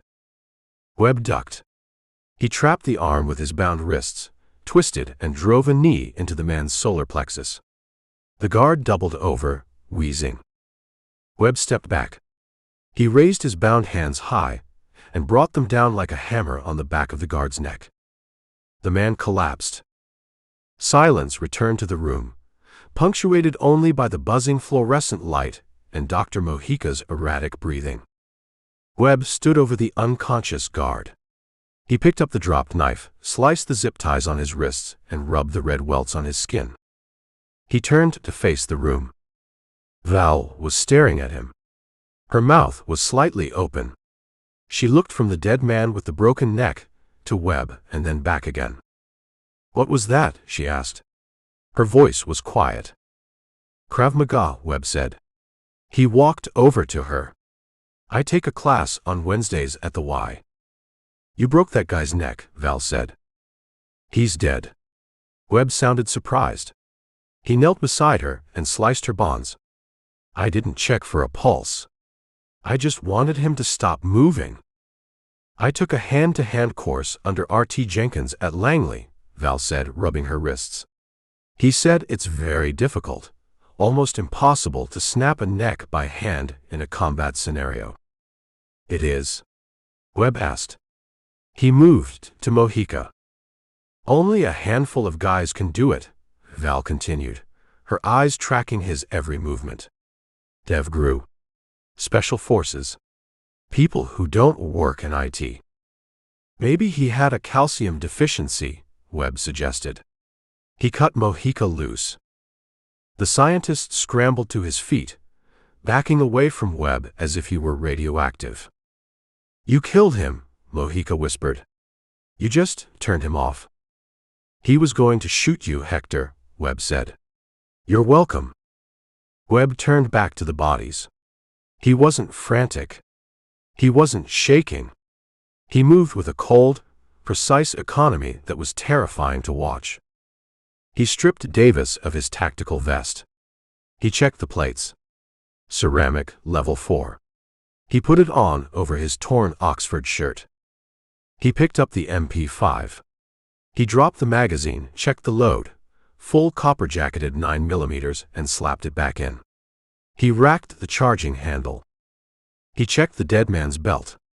2 spare mags. A Glock 17. A flashbang grenade. A radio. Webb clipped the radio to his vest and put the earpiece in. "What are you doing?" Val asked. She stood up, leaning against the pillar for support. Webb ignored the question. He tossed her the second guard's vest and weapon. "Gear up," he ordered. "We have 18 minutes before the transport leaves." Val caught the vest. She held it for a second, watching him. The slump was gone. The nebbish posture, shoulders rolled forward, head down, had evaporated. Webb stood straight. His movements were fluid. He adjusted the straps of the vest with the familiarity of a man who had worn one 1,000 times. He took off his glasses. He looked at the cracked lens, frowned, and tossed them onto the corpse of the man he had just killed. "You can't see without those," Val said. "I can see fine," Webb said. They were window dressing. Flat glass. He turned to face her. His eyes were cold, hard, and absolutely clear. They weren't the eyes of a programmer. They were the eyes of a shark that had just smelled blood in the water. Val stepped closer. She looked at the man she thought she knew. The man she had mocked for his clip-on tie and his dad jokes. "Who are you?" she asked. "Kevin Webb," he said. A small, tight smile played on his lips. It wasn't the goofy grin from The Office. "I think we've met." "Stop it," Val snapped. "The act. Drop it. You're not a programmer. You're not a consultant. You just dismantled 2 trained mercenaries in 10 seconds. Webb checked the safety on the MP5. "I'm the guy who is going to get you out of here." "You're OGA," Val said. "Other government agency. CIA. NSA. Special Activities Division. Does it matter?" "It matters to me," she said. "I like to know who I'm dying with." "We're not dying," Webb said. "We're leaving." He turned to Mojica. The doctor was staring at the gun in Webb's hand. "Hector, can you use a weapon?" I play laser tag with my nephews," Mojica stammered. Webb sighed. He pulled the Glock from his belt and handed it to the scientist. "Point the loud end at the bad guys. Pull the trigger until it stops making noise. Don't shoot us." "Okay," Mojica said, holding the gun with 2 fingers. "Okay." Webb moved to the door. He pressed his ear against the steel. "Hallway's clear," he said. "We need to get to the loading dock." Matters said 20 minutes. That was 5 minutes ago. They'll be moving the drive. "What about the kill switch?" Val asked, shrugging into her vest. "Plan B," Webb said. "If we can't wipe the code, we destroy the drive. Physically." "And Matters?" "Matters is mine," Webb said. The temperature in the room seemed to drop 10 degrees. He looked at Val. "Do you trust me?" "No," Val said instantly. "Good. Trust gets you killed. Competence keeps you alive." Webb kicked the door open. He didn't hesitate. He swept out into the hallway, weapon raised, moving heel to toe to minimize sound. Val fell in behind him, covering the rear. Mojica scurried in the middle, clutching the Glock like a talisman. They moved past a junction. Red emergency lights bathed the corridor in a bloody wash. "Contact front," Webb whispered. 2 guards were walking away from them, heading toward the exit. They were laughing, talking about what they were going to buy with their bonus checks. Webb raised the MP5. Fut-fut. 2 suppressed shots.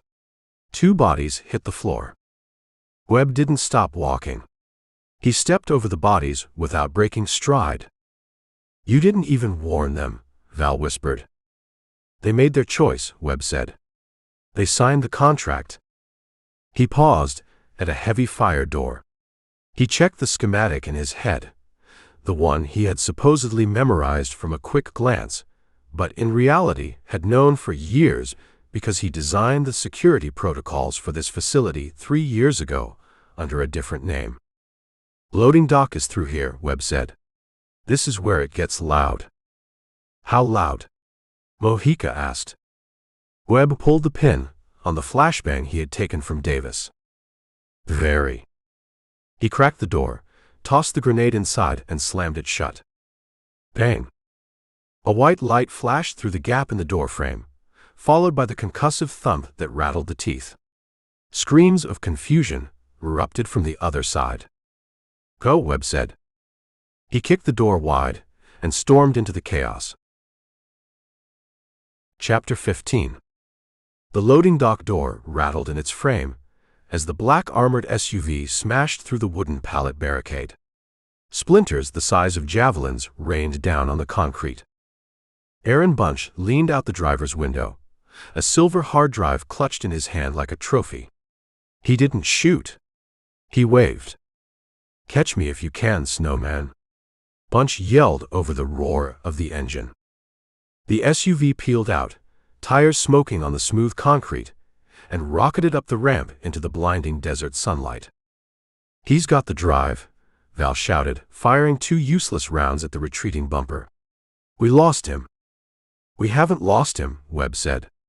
"We just changed venues." He scanned the garage. It was a graveyard of vehicles, Mukesh's luxury sedans, the tactical team's trucks, and a row of transport vans. All too slow. All too heavy. Except one. Leaning against a support pillar, gleaming in chrome and midnight blue, was a Harley-Davidson V-Rod muscle. It wasn't a tactical vehicle.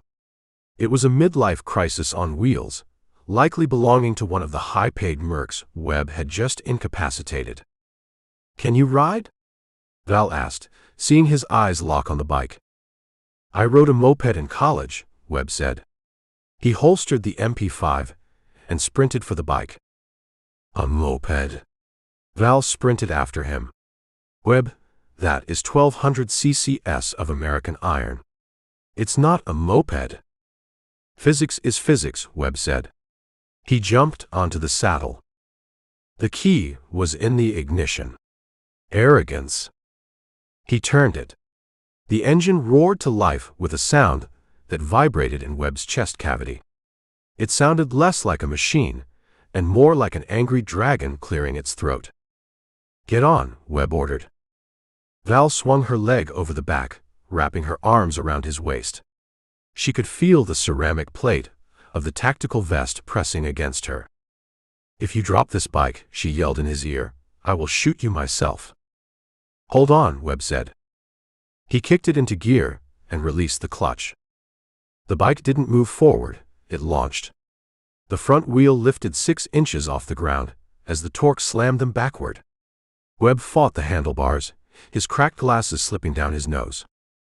They shot up the ramp, bursting into the daylight just as the black SUV tore through the perimeter fence, sending a cloud of chain link and dust into the air.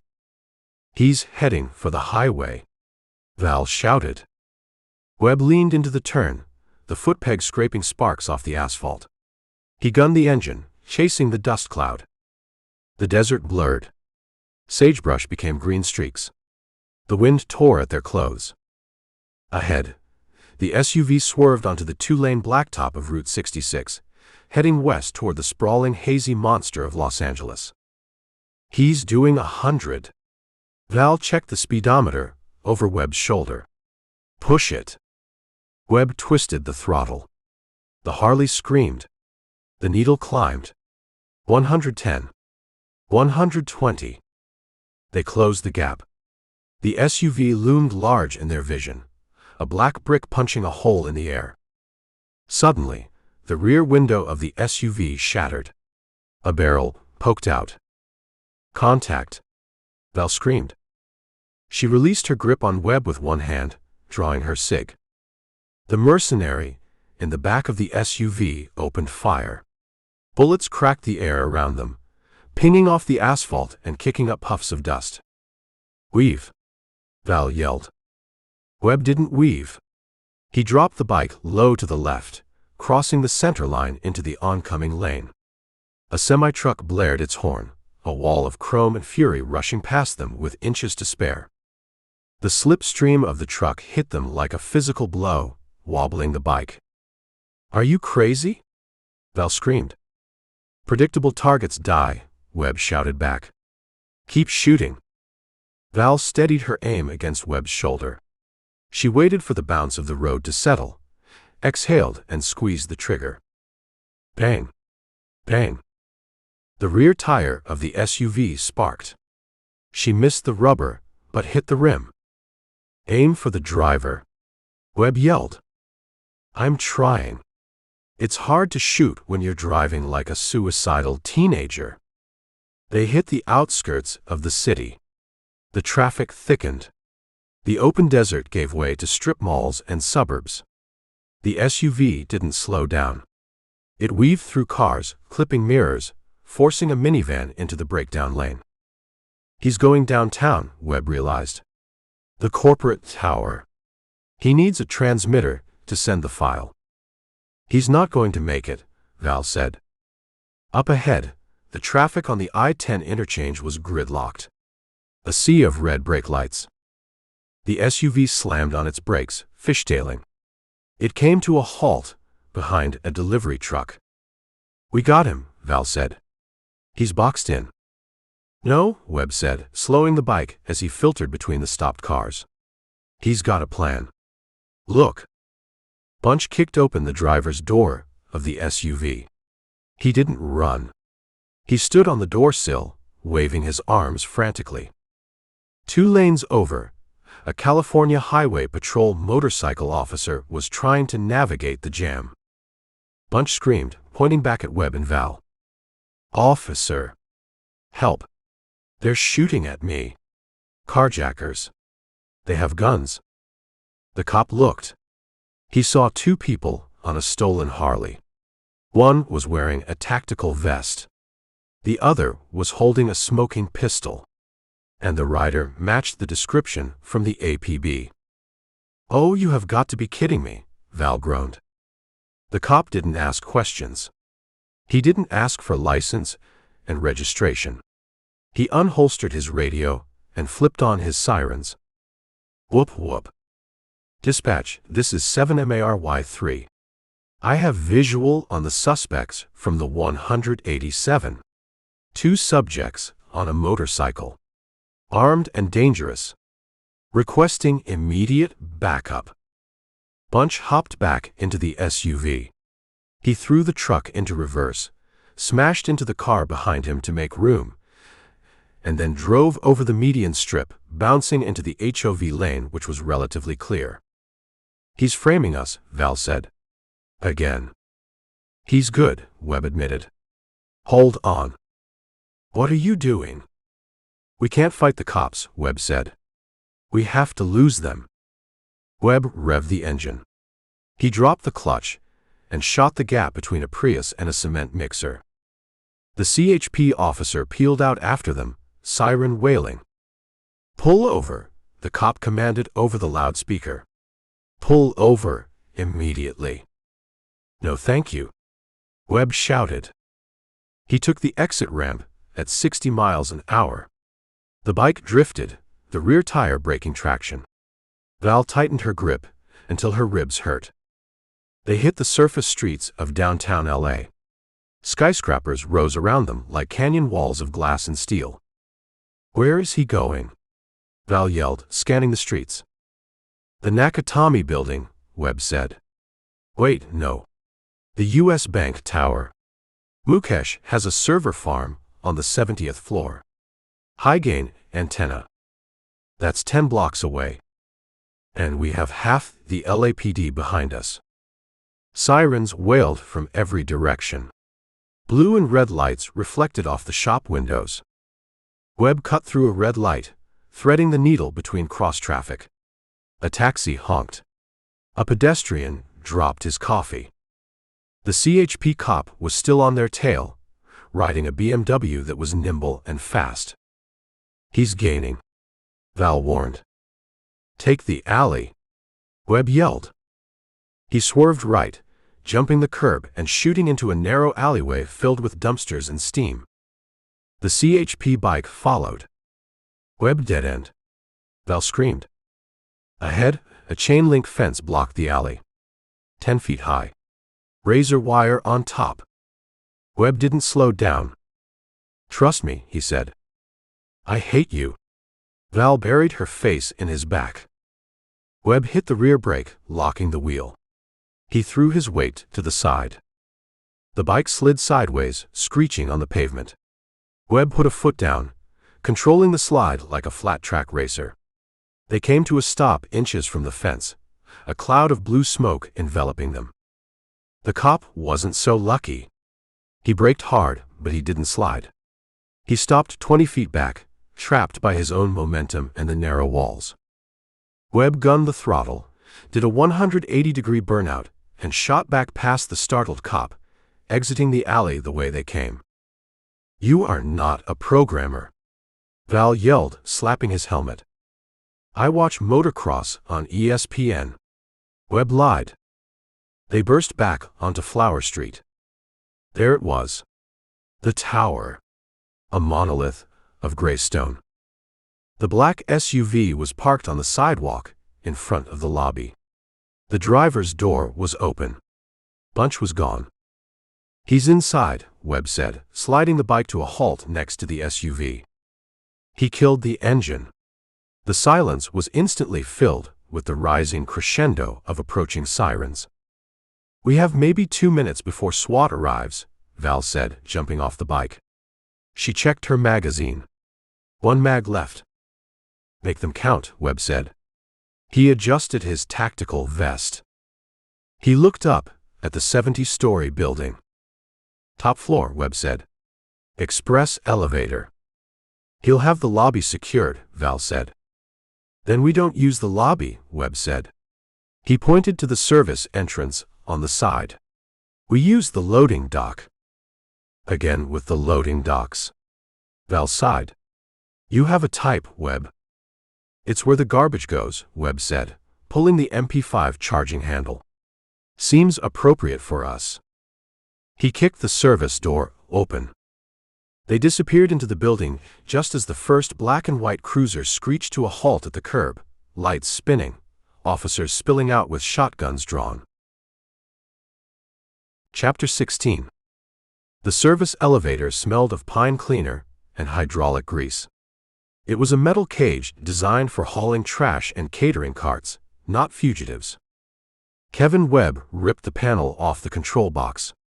A tangle of wires spilled out like multicolored spaghetti. 70th floor, Webb said, pulling a multi-tool from his tactical vest. Mukesh's server farm is in the penthouse. High-frequency trading requires line-of-sight antennas. That's where Bunch is going. He has a head start, Val said. She was watching the floor indicator above the door. It was stuck on lobby. And the cops are in the lobby. The cops are following protocol, Webb said. He stripped a red wire and twisted it around a black one. Sparks showered his boots. They'll clear the ground floor, set up a perimeter, and wait for SWAT. We have 3 minutes before they cut the power. The elevator lurched. With a groan of straining cables, it began to rise. 3 minutes to climb 70 stories? Val asked. She leaned against the scarred metal wall, checking the slide on her MP5. Optimistic. I'm an optimist, Webb said. I drive a convertible in Los Angeles. The car accelerated, vibrating violently. The numbers on the display blurred. 10, 20, 30. My ears are popping, Val noted. She looked at Webb. So, this is it. We catch Bunch, stop the upload, and save the world. That's the schedule. And then we disappear, Webb said. He didn't look at her. He was watching the wires, ensuring the bypass didn't melt. You disappear, Val corrected. I'm burned, Webb. My face is on every news channel from here to San Diego. Cop killer. Terrorist. I can't exactly go back to my apartment and water my plants. Webb looked at her then. The blue light from the control panel reflected in his eyes that were no longer hidden behind thick glasses. I know a guy, Webb said softly. In Belize. He specializes in impossible situations. Is he a programmer too? He's a ghost, Webb said. Like me. Ding. The elevator shuddered to a halt. Floor 70. The doors didn't open. Override engaged, Webb muttered. Bunch locked down the floor. Stand back, Val said. She raised the MP5. She didn't aim for the lock. She aimed for the hinges. Bert. Bert. 2 controlled bursts. The metal shrieked. Val kicked the door. It groaned but held. Webb added his weight, slamming his shoulder into the steel. The doors buckled and slid open halfway. They squeezed through into a hallway that screamed corporate money. Plush carpet, mahogany walls, abstract art that looked like tax shelters on canvas. It was empty. Clear, Val whispered, sweeping the hall. The server room is at the end, Webb pointed. North corner. They moved down the hall, weapons raised. The silence was heavy, pressurized. At the end of the hall, the double doors to the server room were wide open. Too easy, Val hissed. Webb signaled her to hold. He pulled a small mirror from his vest, a dental mirror, standard kit for checking under cars or in this case, around corners. He angled it. Room is clear, Webb whispered. But the console is active. They rushed in. The room was dominated by a wall of glass overlooking the city. In the center, a single terminal glowed. Webb sprinted to the keyboard. Upload complete. The words blinked on the screen in cheerful green text. He sent it, Webb said. The air left his lungs. We're too late.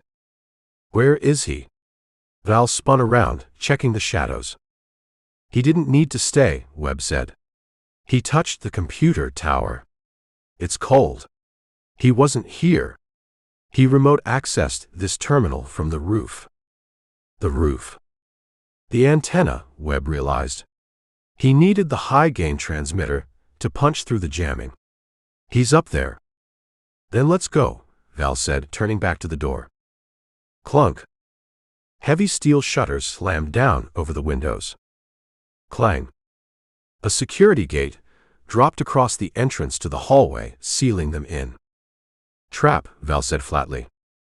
A voice crackled over the room's intercom. Hello, Snowman. It was Bunch. His voice was distorted by the wind, but the smugness was high fidelity.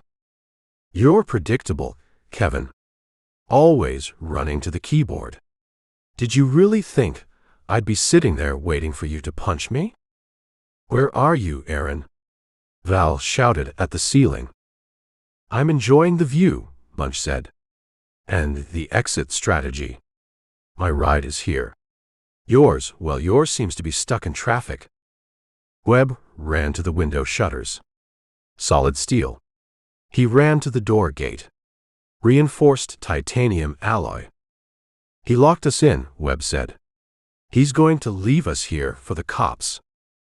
The service stairs, Val said. There has to be a fire exit. Webb scanned the room. In the corner, behind a server rack, was a door marked with a green running man.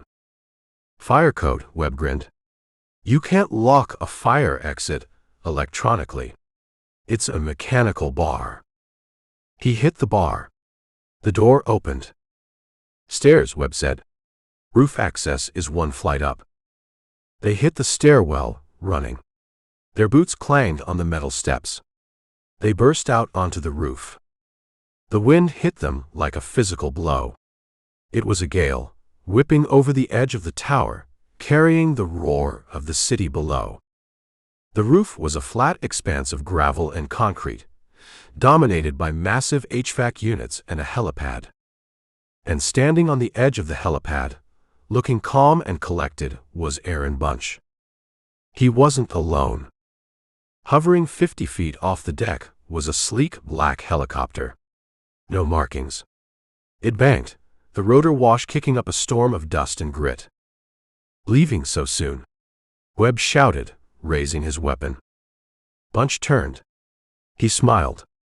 He held up a small device, a detonator. Don't shoot, Val yelled. He might have the building wired. Bunch tapped the device. The door to the stairwell behind them slammed shut. The electronic mag lock engaged with a thud that vibrated through the roof. I told you, Val, Bunch yelled over the rotor noise. I'm not a bad guy. I'm a businessman. And businessmen mitigate risk. He stepped backward, toward the edge of the helipad. The helicopter lowered a skid. Goodbye, Snowman. Bunch waved. He grabbed the skid and stepped onto the strut. The helicopter pulled away, banking hard over the edge of the building and diving toward the ocean. He's getting away, Val screamed. She raised her MP5, but the chopper was already out of effective range, dipping below the skyline of the adjacent building. Webb didn't watch him go. He ran to the edge of the roof and looked down. We have a bigger problem, Webb said. Val joined him at the parapet. Below, the streets were a river of flashing red and blue lights. The building was surrounded. And rising up from the canyon of steel like angry hornets were 3 LAPD helicopters. Spotlights hit them. Blind. Webb shielded his eyes. This is the LAPD, a voice boomed from a loudspeaker on the lead chopper. Drop your weapons. Lie face down on the deck. They think we're the terrorists, Val shouted over the noise. If we surrender, we go to federal prison for the rest of our lives. Or they shoot us. We're not surrendering, Webb said. He reached into his vest and pulled out the radio he had taken from the mercenary. He switched the frequency. What are you doing? Val asked. That's a tactical radio. Short range. I'm patching into the SAT comm array, Webb said, pointing to the dish on the HVAC unit next to them. I need an extraction. He keyed the mic. Mother, this is Snowman. Authentication code, January 1. 9. Over. Val stared at him. Snowman. Static crackled in Webb's earpiece. Then a voice. Clear. Calm. Female. I read you, Snowman. We thought you were melted. I need an extraction, Webb screamed into the radio, ducking as the police chopper buzzed the tower, its rotor wash nearly knocking him over. Immediate. Rooftop. U.S. Bank Tower. Status. Mother asked. Hot. I am in a hot LZ. They got my spot lit up like a 4th of July hooker. Stand by, Mother said. Webb looked at Val. Get ready. Ready for what? Val yelled. To be arrested? The radio crackled again. Negative Ghost Rider, Mother's voice came back cool and detached. That pattern is full. I have 3 LAPD birds on your deck, and a SWAT team breaching the stairwell. I can't put a bird down without starting a war with the local authorities. Come and get me now, Webb shouted. I have the architect of the Hydra Protocol and a burned asset.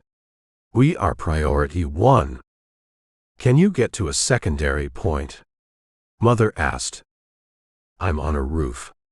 Webb yelled. The only secondary point is the pavement. Give me eyes, Mother said. Webb scanned the horizon. To the south, across a terrifying gap of 60 feet, was another glass tower. It was slightly lower. On its roof, a red blinking light pulsed on a cell tower. 2 clicks south, Webb said. You see that cell tower? I see it, Mother confirmed. If you can get there, I can have a Harrier rendezvous in 15 mics. But I can't touch the bank tower. 15 minutes? Webb looked at the stairwell door. Bam! The door shuddered. Someone was hitting it with a battering ram from the other side. They're breaching, Val yelled. I need that pickup, Ricky Tiki. Webb shouted into the radio. Roger that. Out. Webb disengaged the radio. He looked at the door. Bam! The metal was starting to warp. He looked at the police helicopter hovering 50 yards out, its sniper training a rifle on them. He looked at the building across the street. 60 feet of open air. 70 stories of death below. Val grabbed his arm. Her grip was iron. What did she say? Val demanded. She said no, Webb said. Too much heat. So we're trapped. No, Webb said. He looked at the window washer's rig, attached to the side of the HVAC unit. It had a spool of high-tensile steel cable. We're not trapped, Webb said, moving toward the rig. We're just taking the scenic route. Webb, Val said, her voice trembling slightly as she looked over the edge. Please tell me you're not thinking what I think you're thinking. I'm thinking about physics, Webb said, grabbing a heavy coil of rope from the maintenance shed. And gravity. And how much I hate height. Crash. The stairwell door flew open. Men in black tactical gear, SWAT, poured onto the roof, shields up, weapons raised. Police. Get down. Down. Webb looked at Val. Do you trust me now? Val looked at the SWAT team. She looked at the gap. I hate you, she said. Good enough, Webb said. Chapter 17. Drop the weapon. Hands on your head. The SWAT team leader screamed the command, his voice cracking with adrenaline. He was 20 feet away, shielded by a ballistic barrier, his M4 carbine leveled at Webb's chest. Kevin Webb didn't drop the weapon. He dropped the coil of high-tensile steel cable he had ripped from the maintenance shed. We have 3 seconds, Webb said to Val. He wasn't looking at the cops. He was looping the cable around the steel arm of the window washer's davit crane that hung over the precipice. He knotted it with a speed that blurred, a bowline on a bight secured with a safety hitch. "Webb, they're going to shoot us," Val hissed, shielding her body behind the HVAC unit. "They won't shoot," Webb said, cinching the knot. "They think we're hostages or assets. They want to take us alive." He clipped a heavy-duty carabiner to the loop in the rope. He grabbed a second carabiner from his tactical vest and clipped it to the back of Val's vest. "Come here," Webb ordered. "No," Val said, backing away toward the edge. "No way. That is a shoelace, Webb. It's not a transport system." "It's rated for 2,000 pounds, Webb said. He grabbed her by the vest and yanked her close, clipping her carabiner to his own. They were now tethered together, chest to chest. The SWAT leader signaled his team. "Move in. Go. Go." Boots pounded on the gravel. "Hold on to me," Webb said. He looked her in the eye. "Tight. If you let go, your center of gravity shifts and you snap your spine on impact." "I hate you," Val whispered, burying her face in his shoulder. She wrapped her arms around him, gripping the ballistic nylon of his vest like it was the only solid thing in the universe. Webb turned to the edge. The gap was 60 feet of howling nothingness. The target building, the California Plaza, was 50 feet lower than their current position. "Physics," Webb muttered. "Don't fail me now." He didn't hesitate. He didn't count to 3. He ran. He sprinted 3 steps toward the abyss, dragging Val with him, and launched them into the night. For a heartbeat, there was silence. Just the feeling of weightlessness, the stomach-churning drop that felt like falling down an elevator shaft. Then the rope caught. Snap. The cable went taut, with a sound like a cracking whip. The harness dug into Webb's ribs, squeezing the air out of his lungs. The fall turned into a swing. They became a human pendulum, arcing down and out across the canyon of the street below. Webb opened his eyes. The world was a blur of spinning lights. He saw the street 700 feet down, a river of red and white traffic. He saw the underbelly of the police helicopter as they swung directly beneath it. "Oh God!" Val screamed against his neck. The wind roared in their ears, tearing at their clothes. The G-force pressed them together, crushing them into a single terrified mass. They passed the midpoint of the arc. The momentum carried them up, toward the glass face of the adjacent tower. "Legs up!" Webb shouted. Feet forward. The wall of glass was rushing toward them at 40 miles an hour. Webb extended his legs, aiming his boots at the mullion between 2 massive window panes. "Brace!" Crash. They hit the building with the violence of a car wreck. Webb's boots shattered the glass. The safety laminate held for a microsecond, bowing inward, before exploding into a million glittering diamonds. They punched through the envelope of the building. The rope went slack as they tumbled into the office space. They hit a mahogany conference table, slid across the polished surface in a shower of glass shards, and crashed onto the carpeted floor. Webb groaned, rolling onto his back. The carabiners clanked together. "Status." Webb wheezed. Val lay on top of him, breathing in ragged gasps. She lifted her head. Her face was pale, covered in glass dust, but her eyes were wide and furious. "You," she choked out. "You are the worst date ever." "We're alive," Webb pointed out. He unclipped the carabiners with shaking hands. "Detach. We have to move." He sat up. The room was dark, lit only by the ambient glow of the city outside the shattered window. The wind howled through the hole they had made, blowing papers off the desk like a localized hurricane. Val rolled off him and checked her limbs. "Nothing broken, I think." Webb stood up, swaying slightly. He walked to the window and looked back. On the roof of the U.S. Bank Tower, the SWAT team was gathered at the edge, their flashlights cutting beams through the darkness, searching for the bodies they assumed had fallen to the street. The police helicopter circled, its spotlight sweeping the face of the building they were now standing in. "Get back," Webb said, pulling Val away from the window. "They'll see the hole in a second." The spotlight beam swept past, illuminating the shattered glass. "There?" a voice crackled from the chopper's loudspeaker. "Breach on floor 58. Suspects entered the structure." "We're burned," Val said. She pulled a shard of glass out of her tactical vest. "Now we're trapped in a different building." "Not trapped," Webb said. "In transit." He scanned the office. It was a high-end law firm. Leather chairs. Bookshelves lined with unread legal volumes. A bronze statue of Lady Justice that looked judgmental. "The extraction point is the roof," Webb said. 12 floors up." "Webb, I can't do more stairs," Val said, leaning against the desk. "My legs are jelly." "Adrenaline is crashing," Webb diagnosed. "Eat this." He pulled the last Snickers bar from his pocket, squashed flat from the impact, and tossed it to her. "Chocolate." "Sugar and caffeine," Webb said. "Combat fuel. Eat while we walk." He moved to the office door. He cracked it open.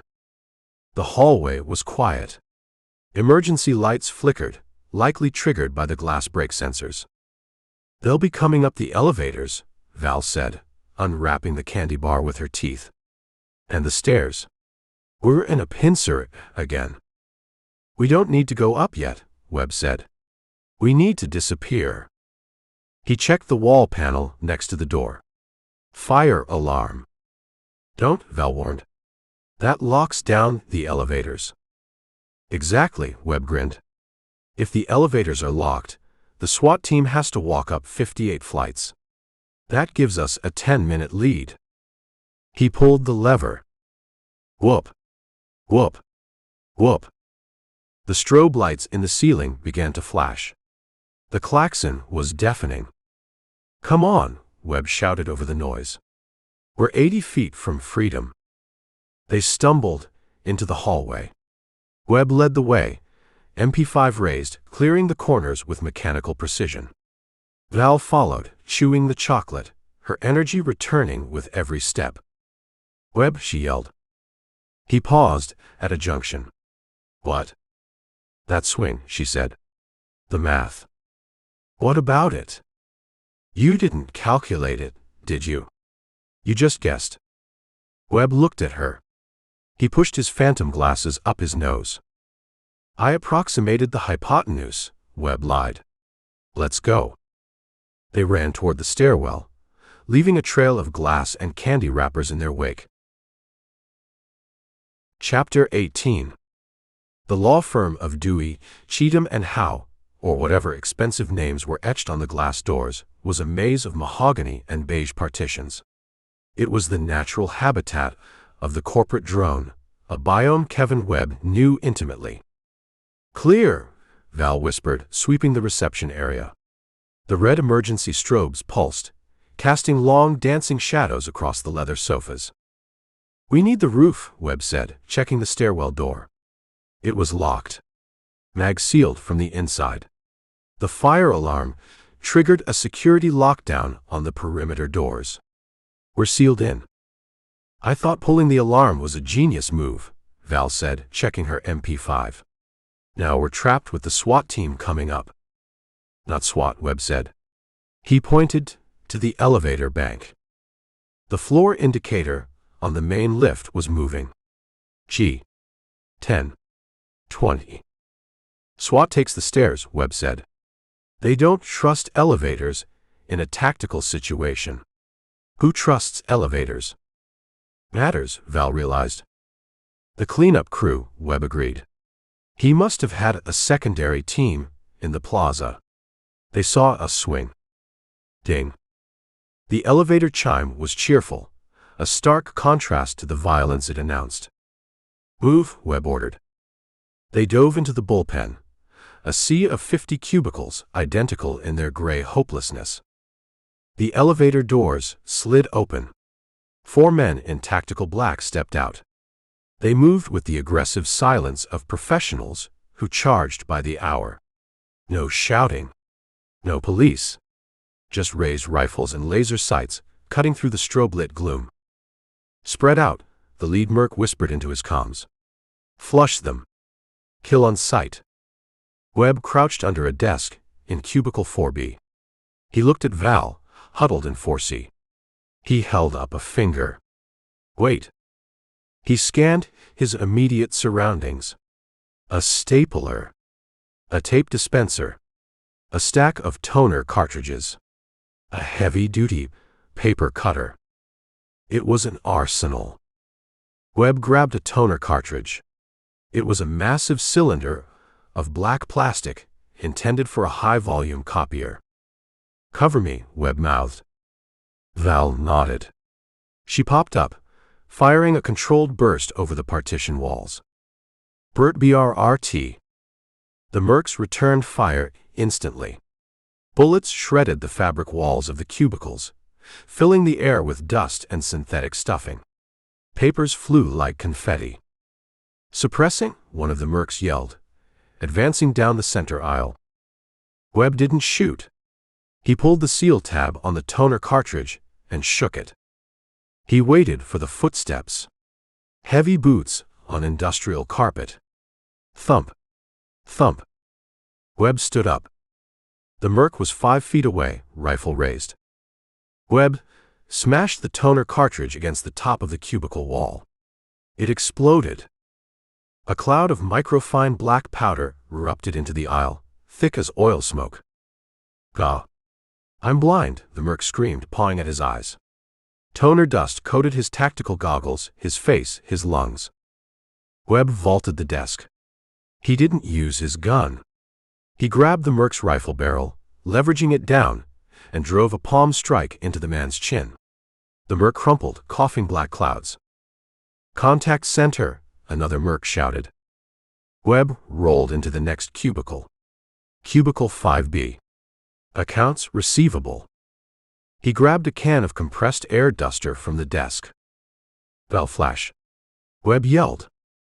Val tossed the flashbang she had taken from the compound guard. Bang. The white light blinded the remaining 3 mercs for a critical second. Webb inverted the compressed air can. When held upside down, it sprayed freezing liquid fluorocarbon. He lunged at the nearest merc, spraying the liquid directly into the man's face. "Cold! Cold!" the man shrieked, dropping his weapon as frostbite instantly seared his skin. Webb spun him around, using him as a shield as the 3rd merc opened fire. Bullets thumped into the freezing man's vest. Webb shoved the human shield forward and dove for the paper cutter on the corner desk. He ripped the heavy blade arm off its hinges. It was essentially a 2-foot steel machete. The 3rd merc reloaded. Webb threw the blade. It spun through the air, a silver blur in the strobe light. It didn't hit the man. It hit the fire sprinkler head above him. Snap. HISSS. Dirty brown water erupted from the ceiling, drenching the merc. "Water?" the merc yelled, slipping on the slick carpet.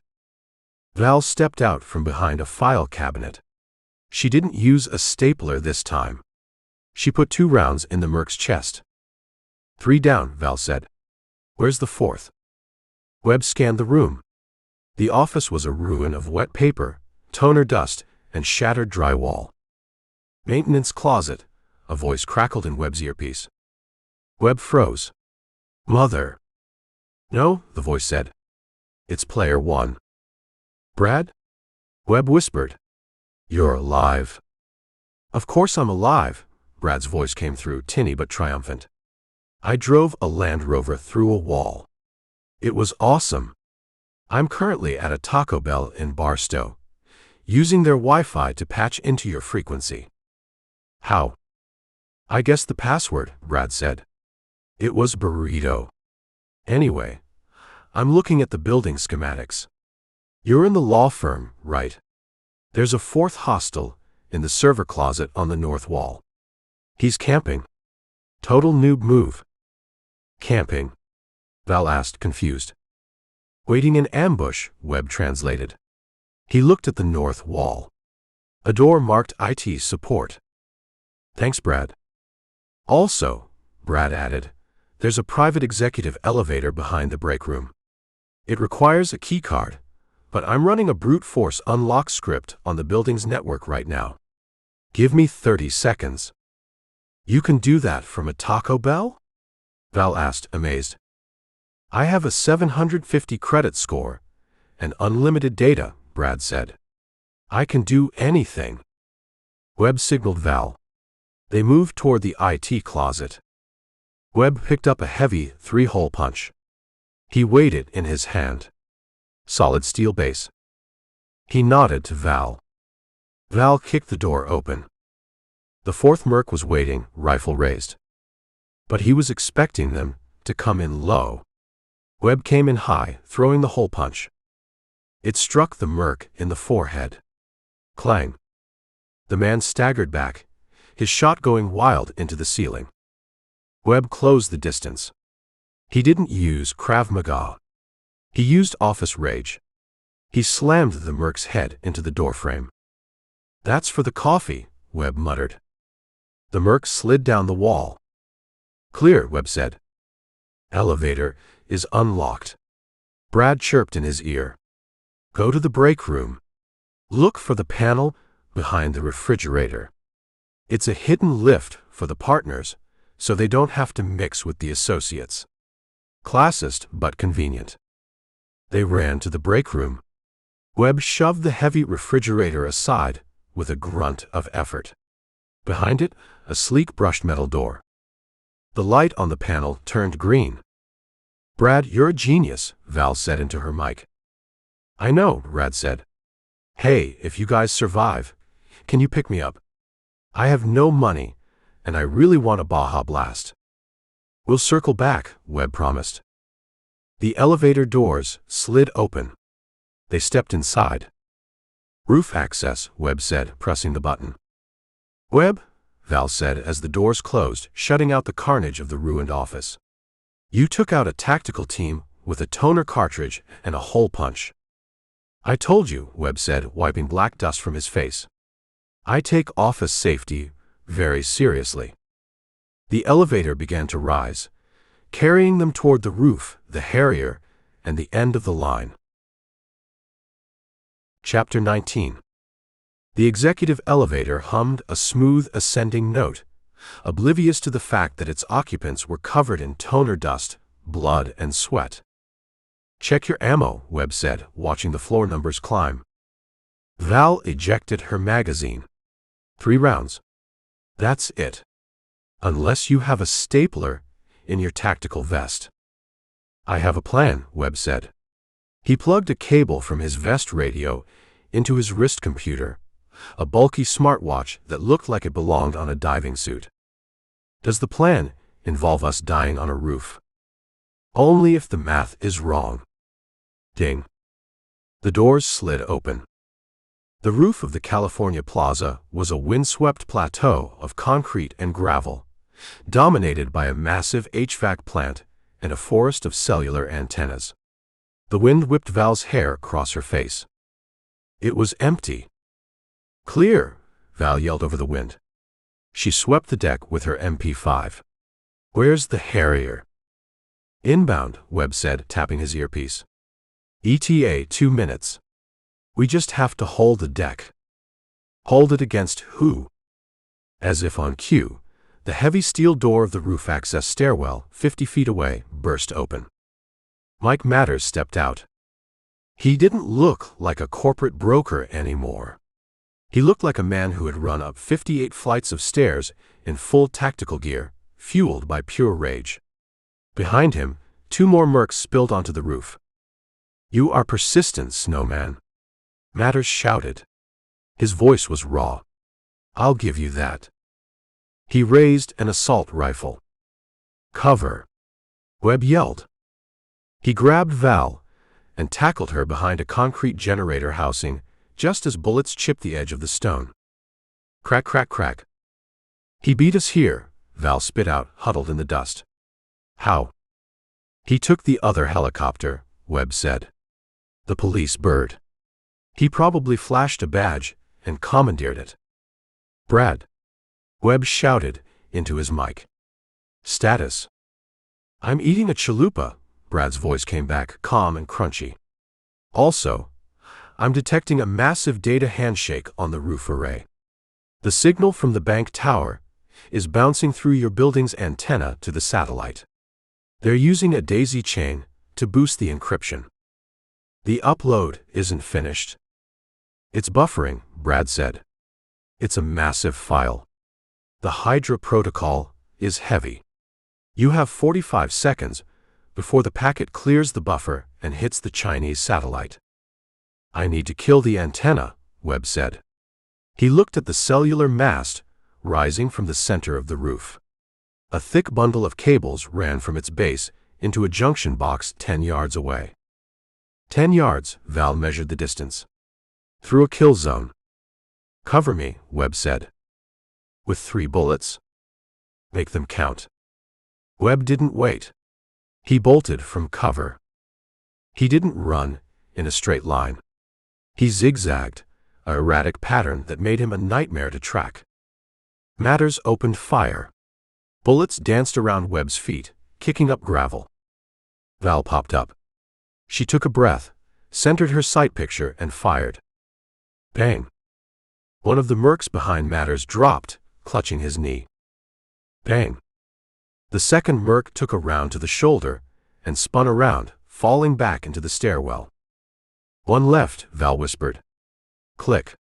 Empty. Webb dove for the junction box. He hit the gravel hard, sliding into the metal casing. He ripped the cover off. Inside, a mess of fiber optic cables glowed with pulsing light. "Brad, which wire?" Webb screamed. "The blue one," Brad said. "No, wait. The red one with the yellow stripe. Or maybe, hang on, I have brain freeze from the Baja Blast." "Brad." "Cut the main trunk," Brad yelled. "The thick black one." Webb reached for his knife. A shadow fell over him. He looked up. Mike Matters was standing there, the barrel of his rifle pointed at Webb's head. "Game over, Kevin," Matters said. He was breathing hard, a vein pulsing in his forehead. "Step away from the box." Webb froze. He slowly raised his hands. "You can't sell it, Mike," Webb said. "The buyers are gone. The cover is blown. It's just you and a federal indictment." "I have the code," Matters said. "I can sell it anywhere. North Korea. Iran. The highest bidder is always hiring. Not if I cut this cable." "You won't," Matters smiled. "Because you're not a hero. You're a calculator. You know the odds. If you move, you die."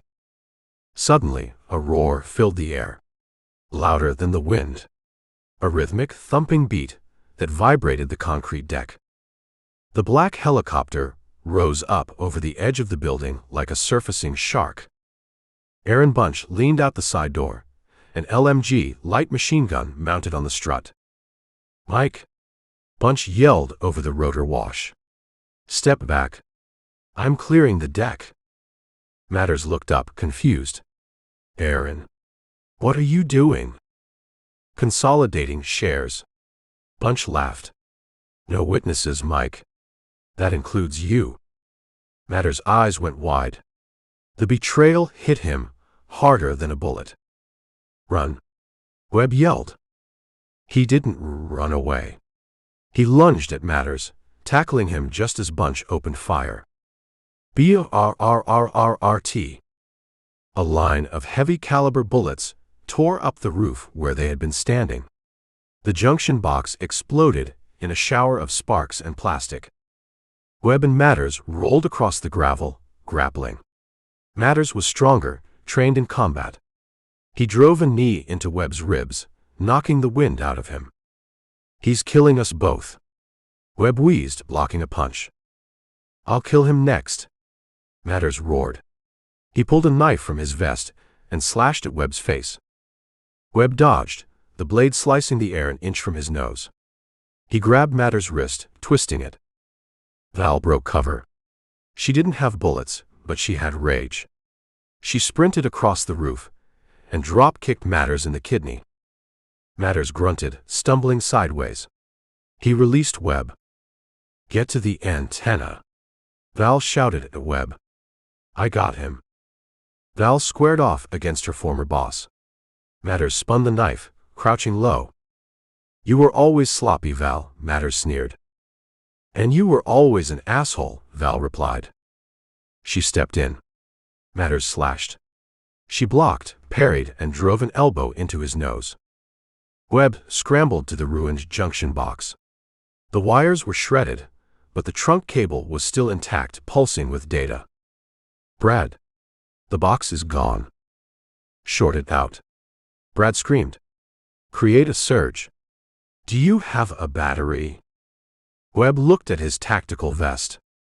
The radio battery. He ripped the radio off his chest, pulled the battery pack, and stripped the leads with his teeth. Above them, the helicopter banked for another pass. Bunch was lining up the shot. Say cheese, Snowman. Bunch's voice boomed over the PA. Webb jammed the live battery leads into the exposed fiber optic trunk. Zap. A blinding arc of blue electricity exploded from the cable. System failure. Brad cheered in his ear. Packet loss 100%. The file is corrupted. You just sent a gigabyte of garbage to the Chinese satellite. Webb fell back, his hands smoking. It's done. Webb yelled. Matters heard him. He looked at the smoking wires. The realization that his payday was gone broke him. He roared, abandoning the fight with Val, and charged at Webb with the knife. If I don't get paid, you don't breathe. Boom. A sound like the sky cracking open stopped him in his tracks. A gray shadow screamed over the building at Mach 1, the afterburners lighting up the night. The Harrier jump jet. It stopped in midair, hovering off the edge of the building, its vectoring nozzles turning the air into heat. The canopy glinted. This is Mother, the pilot's voice crackled over the open frequency. Get off my deck. The Harrier's nose cannon spun. Bunch, in the black helicopter, tried to pull up. Evasive. Bunch screamed to his pilot. Too late. The Harrier fired a single short burst. Not at the cockpit. At the rotor mast. Crunch. The black helicopter's blades shattered. The machine lost all lift instantly. It spun wildly, dropping like a stone out of sight. Webb watched it fall. There was no explosion. Just a fading whine of a dying turbine. Bunch is down, Webb said. Matters stood alone on the roof. He looked at the Harrier. He looked at Val. He dropped the knife. I surrender, Matters said, raising his hands. I demand federal protection. I have information. Val walked up to him. She looked at Webb. He surrendered, Val said. I see that, Webb said, standing up and brushing dust off his knees. Val holstered her empty weapon. She wound up and punched Matters in the jaw with everything she had left. Matters crumpled to the gravel, unconscious. I accept your surrender, Val said, rubbing her knuckles. The Harrier lowered its landing gear, settling onto the helipad with a majestic hydraulic hiss. The canopy popped open. A woman in a flight suit climbed out. She took off her helmet, revealing silver hair and a face that took no prisoners. You look like hell, Snowman, Mother said. Rough day at the office, Webb smiled. He limped over to Val. Are we good? Val asked, looking at the jet. Webb tapped his wrist computer. He typed a quick command. Project Blue Book, access granted. Personnel file, Watson, Veronica. Status active. Clearance level 6. Record clean. He turned the screen to her. You're not a fugitive anymore, Webb said. You're a consultant. And Brad? Val asked. Webb tapped the screen again. Bank account, Brad Helmet. Balance adjustment, plus $50,000. Memo, consulting fee. He can buy a new Mercedes, Webb said. Val laughed. It was a real laugh, loud and relieved. Let's go home, she said. Webb looked back at the city lights. The upload was dead. The bad guys were down. And he had a date with a very expensive government jet. After you, Webb said. Chapter 20. Sign here. And here. Initial the box that says you will never discuss the existence of the Harrier jump jet or the fact that you saw a man electrocute a cellular tower. Mother tapped the tablet screen with a manicured fingernail. She sat on a crate in the hangar of a private airfield outside Palmdale, looking like a strict school headmistress who happened to fly combat aircraft. Brad Helmet sat opposite her, wrapped in a foil emergency blanket, nursing a lukewarm Baja Blast that someone had actually procured for him. So, I'm a hero? Brad asked, scribbling his signature with a flourish. Officially. Officially, you were never there, Mother said. Officially, the explosions were a gas main leak, and the helicopter crash was pilot error during a film shoot. She slid a sleek black envelope across the table. However, unofficially, the agency appreciates your unique approach to conflict resolution. Brad opened the envelope. He pulled out a check. His eyes widened. That's a lot of zeros, Brad whispered. Is this tax-free? It's a consulting fee, Mother said. Buy a new Mercedes. Stop dating Pilates instructors. Go back to selling cloud storage. I don't know, Brad said, looking toward the tarmac where paramedics were loading a battered but alive Chance onto a medevac chopper. Sales feels kind of small now. Maybe I could be a consultant. I have good instincts. I sensed the camping sniper. Don't push your luck, Brad, Mother stood up. Go home. Brad stood up. He looked around the hangar. He saw Val and Webb standing near the open bay doors, silhouetted against the rising dawn. Can I say goodbye? Brad asked. Make it quick. Brad walked over to them. He still had desert dust in his hair, but he walked with a new swagger. Hey, Brad said. Webb turned. He had ditched the tactical vest and was back in his torn Oxford shirt. He looked tired. Hey, Brad, Webb said. How's the shoulder? It throbs with the pulse of justice, Brad said. He held out his hand. You're not an IT guy, Webb. I know that now. You're something else. Webb took the hand. I'm just a guy who likes a quiet office. Right, Brad winked. Well, if you ever need a distraction, or a driver, you know where to find me. Probably at happy hour. Take care, Brad. Brad nodded to Val. Call me. In your dreams, Helmet, Val smiled. But there was no venom in it. Brad grinned, wrapped his foil blanket tighter, and walked toward the waiting black sedan that would take him back to his life of commission checks and spin classes. Val watched him go. He did good, she admitted. He survived, Webb said. That's the only metric that counts. And Chance. He took 2 rounds to the vest, but he's too stubborn to die. Mother offered him a contract. A Popka, too. They're going to be the new rapid response team for Sector 4. And what about me? Val asked. She turned to face him. The morning light caught the bruise on her cheek and the fierce intelligence in her gray eyes. You have a choice, Webb said. Mother cleared your file. You can go back to the agency. Desk job. Analysis. Pension. Or Or you can come with me. The words hung in the air, heavy with implication. Come with you where? Val asked. To the next office. To fix another printer. To pretend to be a dweeb while you hunt monsters? To finish the job, Webb said. Matters was just a middleman. Mukesh was a contractor.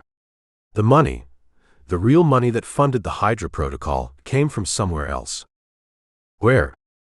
East, Webb said. Shenzhen. There's a shell company moving assets. I need to follow the trail. Val looked at him. She studied the face she had sat across from for 6 months. The face she had ignored. The face she had underestimated. Who are you, Kevin? She asked softly. Really? Snowman is a code name. Webb is a cover. Who is the man inside? Webb took off his cracked glasses. He folded them carefully and placed them in his pocket. He didn't slouch. He didn't stammer. He stepped close to her, invading her personal space in a way Kevin Webb never would have dared. I'm the glitch, he said. I'm the error code that deletes the bad guys. I don't have a name, Val. I just have a function. That's a lonely life, she whispered. It is, Webb agreed. That's why I'm asking. Val looked at the hangar. At Mother.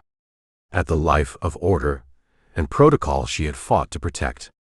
Then she looked at the desert, wide and open and dangerous.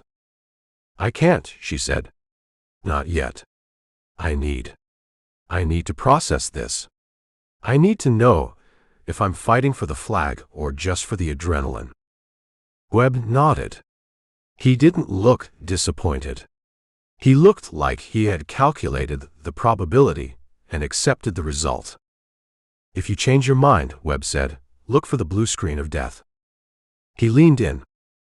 Val expected a handshake. Or a nod. Instead, Webb kissed her. It wasn't a tentative, nerdy peck. It was confident, searing, and possessive. It tasted of dust and survival. He pulled back before she could react. Goodbye, Val, he said. He turned and walked toward the Harrier. The engines began to whine, spinning up to a deafening roar. Val stood frozen. She touched her lips. Webb, she shouted. But he didn't look back. He climbed the ladder, the canopy lowered, and the jet lifted off the tarmac in a shimmering haze of heat. It hovered for a second, a gray predator bowing to the dawn, and then punched the throttle. Boom! The jet vanished into the eastern sky, leaving only a vapor trail and a stunned woman standing on the concrete. Shenzhen, China, 3 weeks later. The tea house was crowded, filled with the clatter of porcelain and the thick haze of cigarette smoke. Rain lashed against the windows, turning the neon signs outside into watercolor smears. A man sat in the corner booth. He wore a cheap suit that fit poorly in the shoulders. His hair was parted severely to the side.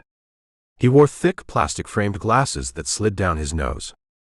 He was reading a localized newspaper, mouthing the words as if struggling with the language.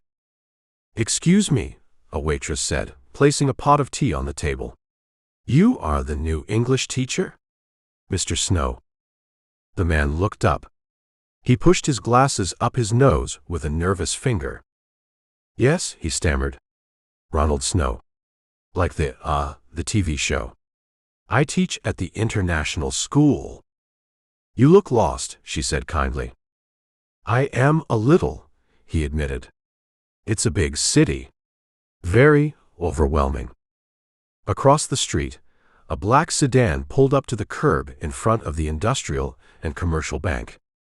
3 men in suits got out. They flanked an older man carrying a silver briefcase chained to his wrist. The man in the tea house watched them. He didn't look directly. He watched their reflection in his tea. He saw the security detail. He saw the briefcase. He saw the fear in the older man's eyes. He smiled. It was a shy, apologetic smile. "I think I'll be okay," he told the waitress. "I'm a fast learner." He reached into his pocket for a tip. His hand brushed against a small silver object. A USB drive. He left a generous tip on the table, too generous for a teacher, and stood up. "Time for class," he whispered. Kevin Webb, or Ronald Snow, or whatever name the algorithm required today, stepped out into the rain. He opened a battered umbrella, blended into the sea of commuters, and began to hunt. "Can I send you a copy of Conscripted, Book 1 in the Shadowboxer files?" The end.